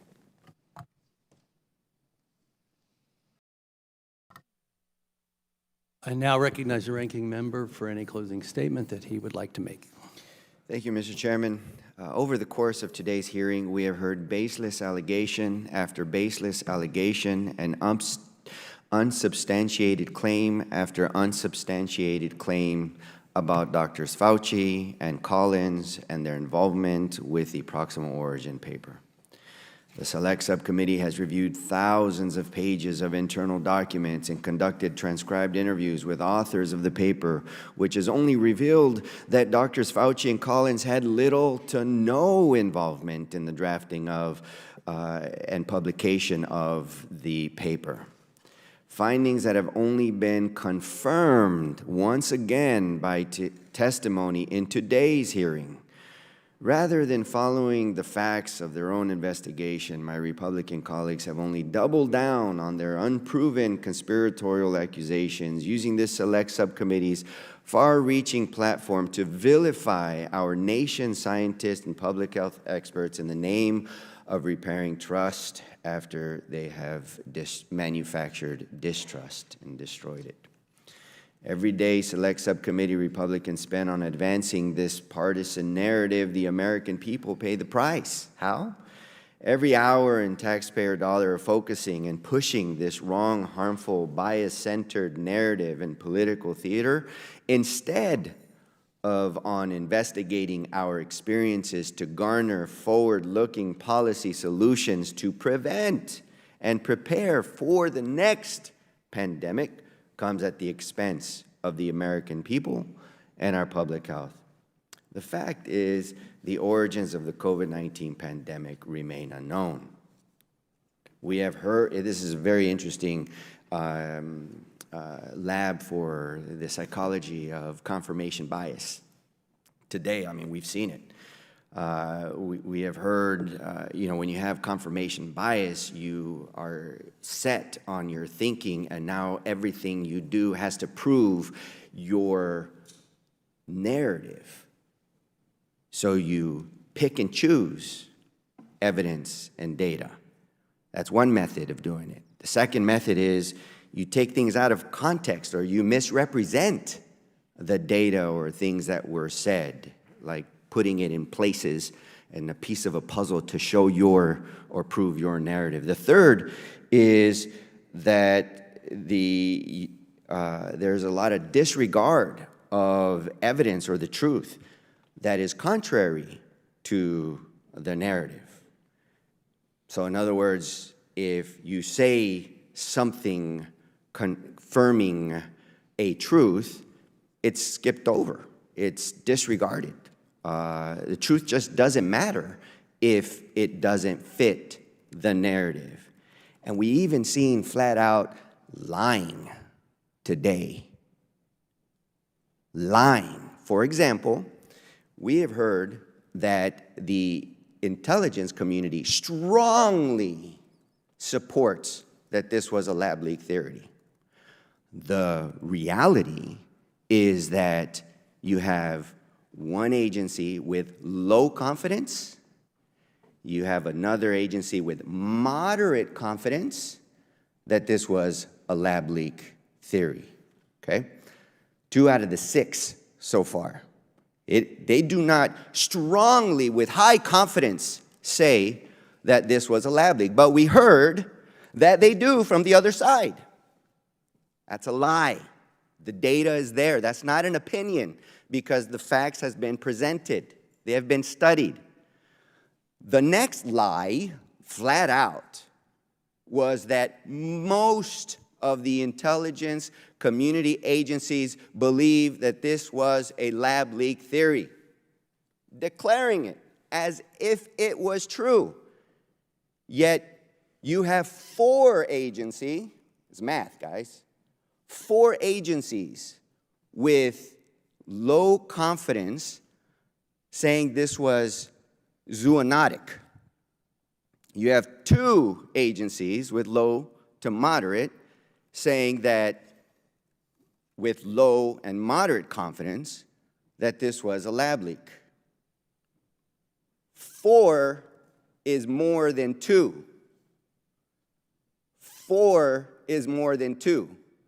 So that statement that is aligned with their narrative was a flat-out lie.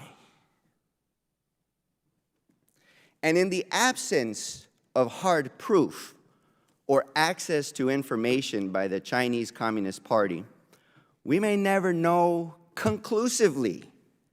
I mean, we've looked at the intelligence agencies. We've passed a bill in a bipartisan way to make them public and reveal. There's no smoking gun in the intelligence community. It is still to low to moderate confidence on either side, with the majority saying they still think it's zoonotic.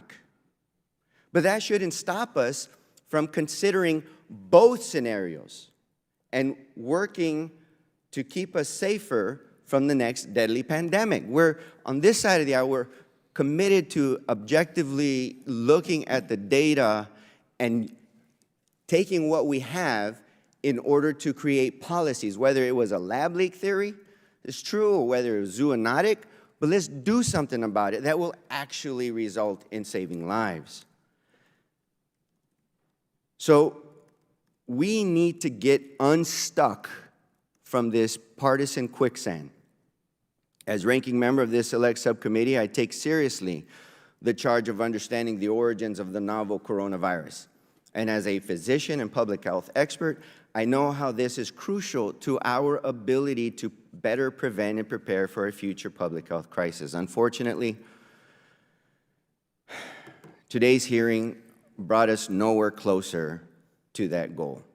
It has only continued the partisan narrative, the confirmation bias that has produced threats, intimidation, violent threats to our public health officials, the vilification of our nation's scientists, and continued to manufacture distrust in our public health officials.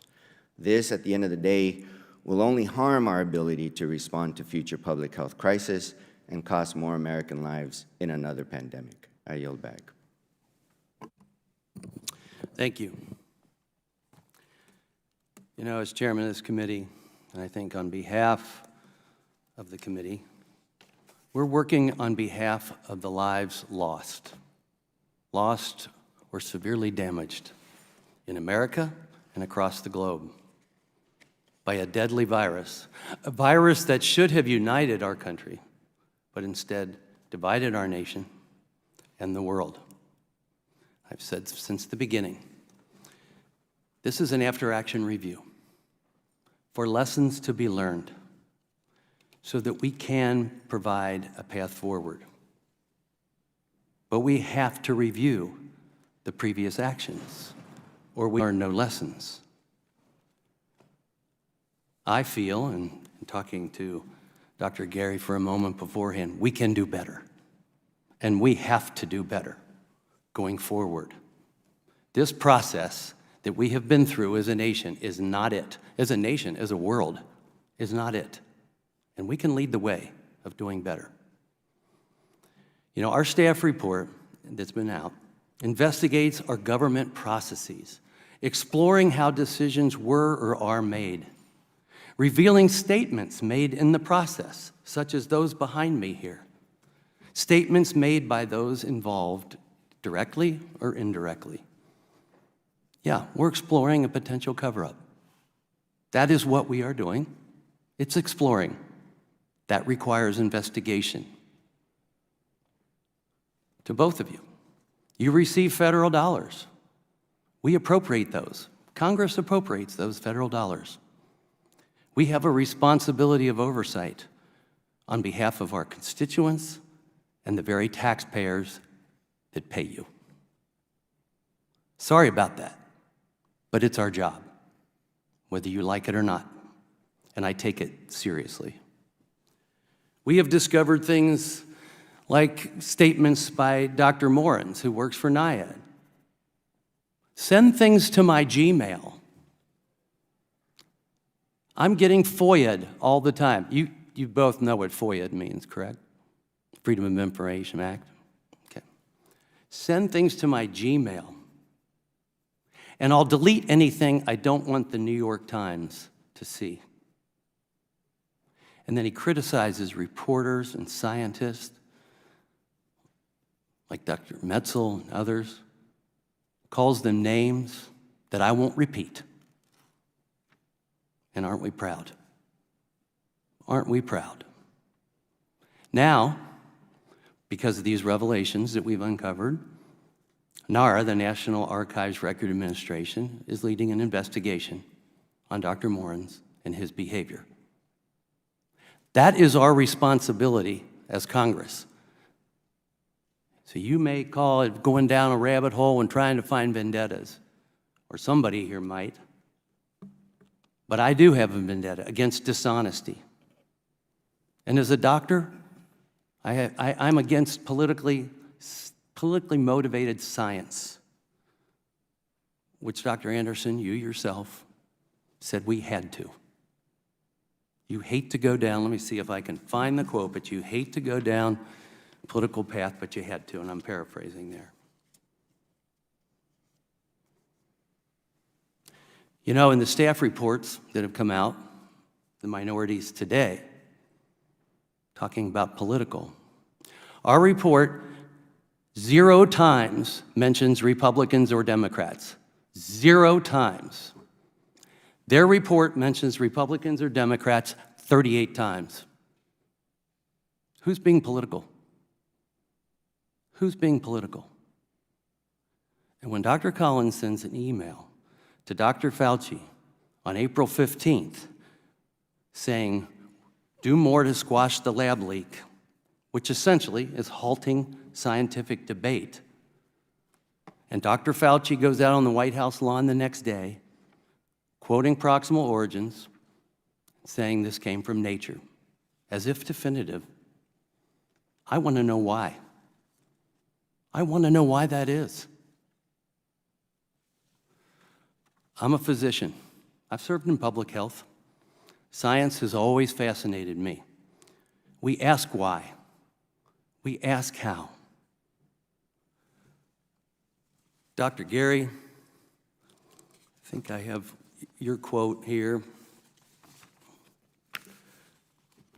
where you cite, I'll put it in quotes, the finding of SARS-CoV-like coronaviruses from pangolins with nearly identical RBDs, however, provides a much stronger and more parsimonious explanation of how SARS-CoV-2 acquired these via recombination or mutation. I get that. I can see where you came up with that and wanted to know about that. But as we've heard today, and we've had testimony before, there were no pangolin viruses at the wet market or pangolins. They're 603 miles away. No evidence of a bat either.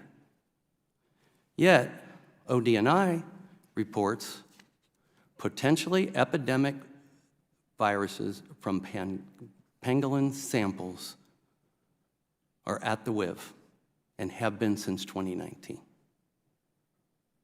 That's not 603 miles away.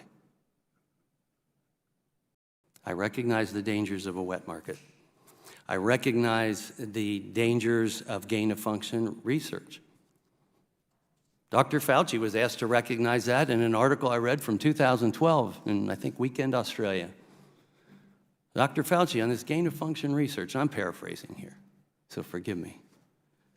He said, aren't you concerned that doing something like this might get out of a lab and create a pandemic? And his response was basically that the benefits outweigh the risks. Well, if this came from a lab, I certainly don't see how the benefits outweigh the risk. In 2005, our own State Department talked about publicly how China is researching bioweapons. In 2015, they even published a book related to genetic bioweapons. I'm a soldier. I sit on the Intelligence Committee. I'm sorry. That matters to me. And it's not to be taken lightly. And when I look at some of the things, you know, I hear like they said, yeah, certain intelligence agencies said low confidence, but it came from nature, and others said it came from the lab. Well, I'm a physician that sits on the Intelligence Committee, and I've been looking at this since it came out, the very beginning. When it comes to what the Intelligence Committee came up with, that 90-day commission, I want to know who they talked to, because it matters. And I'll get into that in a minute. This is looking at everything, not spouting about Republicans or Democrats. This is looking to what happened and what happened to this world and how did it happen, and let's have a scientific debate. And when Dr. Collins suggests to Dr. Fauci that we squash one of the theories, that is stopping the debate. And that concerns me because we pay them. And I want to know why they wanted to do that. That's not a vendetta. That's fair. It was important that the Select Subcommittee on the Coronavirus Pandemic hear directly from the authors of Proximal Origin. Hear from you to better understand how it was drafted and published and who was involved with this process. And I thank you for your transcribed interviews, and I thank you for being here today. I have no personal preference as to whether COVID-19 came from a lab or if it came from nature. In fact, in many ways, I wish it came from nature, but we could prove that. I would feel a whole lot better than feeling something this deadly, this lethal is being made in a lab or held at a lab. But I do care deeply also about gathering as much information as possible so we can learn from the COVID-19 pandemic, so we can prevent one in the future. I do care if science is tainted by politics, as the Proximal Origin authors wrote in their own emails. I didn't write that. We heard today that there are some in the intelligence community who have confidence that COVID-19 came from nature. But if those intelligence officials only spoke to those with views held by the Proximal Origin authors, then they haven't gathered all available evidence, have they? I'm looking into that, and I have some impressions already, having the opportunity to sit on the Intelligence Committee and get some of those answers. And I will tell you, my impression, and this is an opinion and impression of what I have seen, the FBI did more work than the others, in my opinion. Department of Energy has more scientists than any other agency. They have the national labs. Just so happens, those are two entities that think this came from the lab, and that should be respected.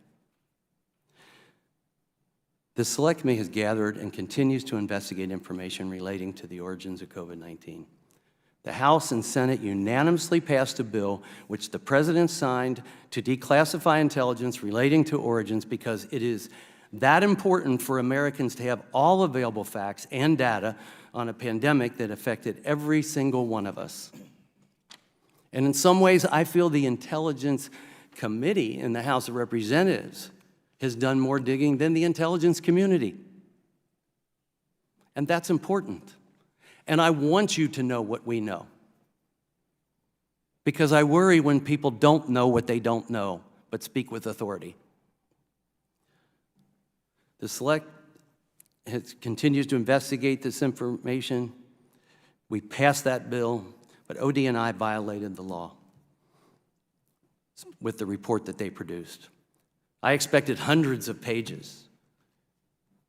You probably have hundreds of pages, research, other things. I certainly do. I expected hundreds of pages, and I expected answers to questions that Americans and those on this select have asked, such as to who did the intelligence agency speak to in order to draw their conclusions. I think that's important, but we don't know that. I have some idea because the Director of National Intelligence is cooperating and trying to provide me with as much information as I can get. What type of scientists, doctors, or expert did they work with to reach the answers that we have received so far? See, transparency is non-negotiable here. Honesty is non-negotiable as well. In this case, lives depend on it. Americans should be confident in the conclusions reached.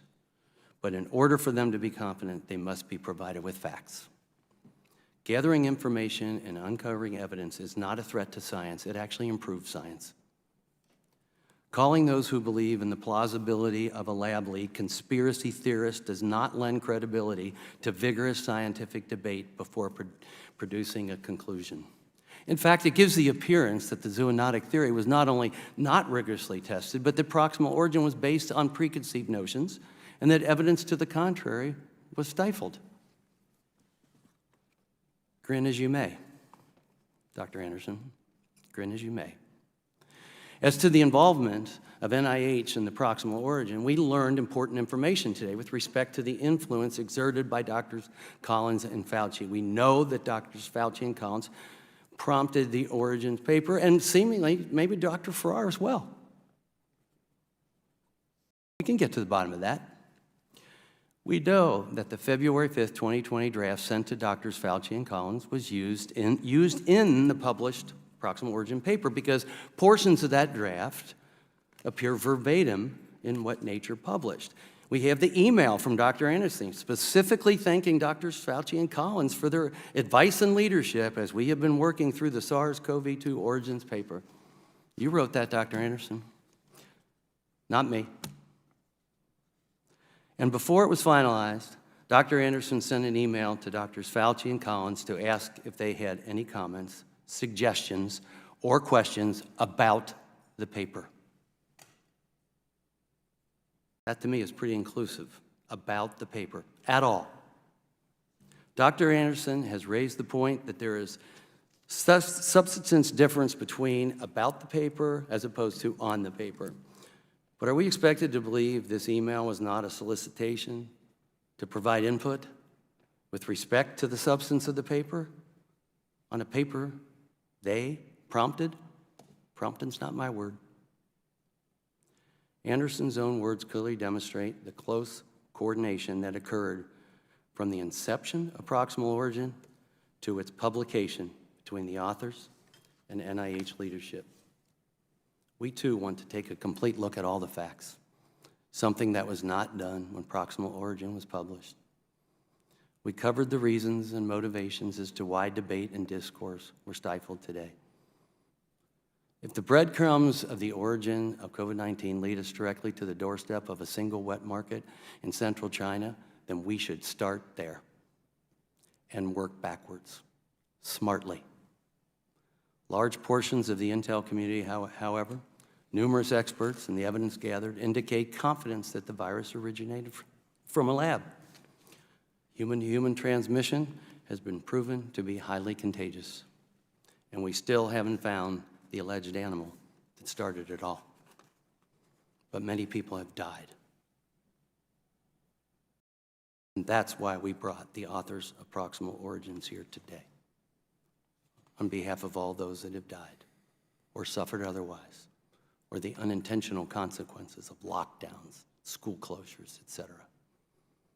But many Americans have lost loved ones. Millions across the globe have suffered from this pandemic.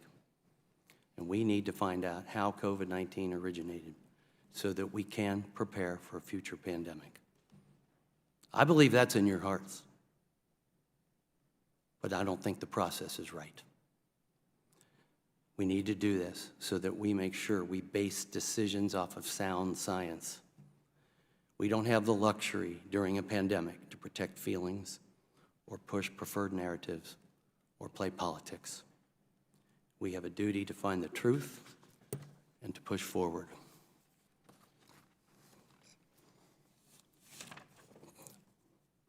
In closing, I do truly want to thank our panelists once again for their important and insightful testimony. But with that, without objection, all members will have 5 legislative days within which to submit materials and to submit additional written questions for the witnesses, which will be forwarded to the witnesses for their response. If there's no further business, without objection, the Select Subcommittee stands adjourned.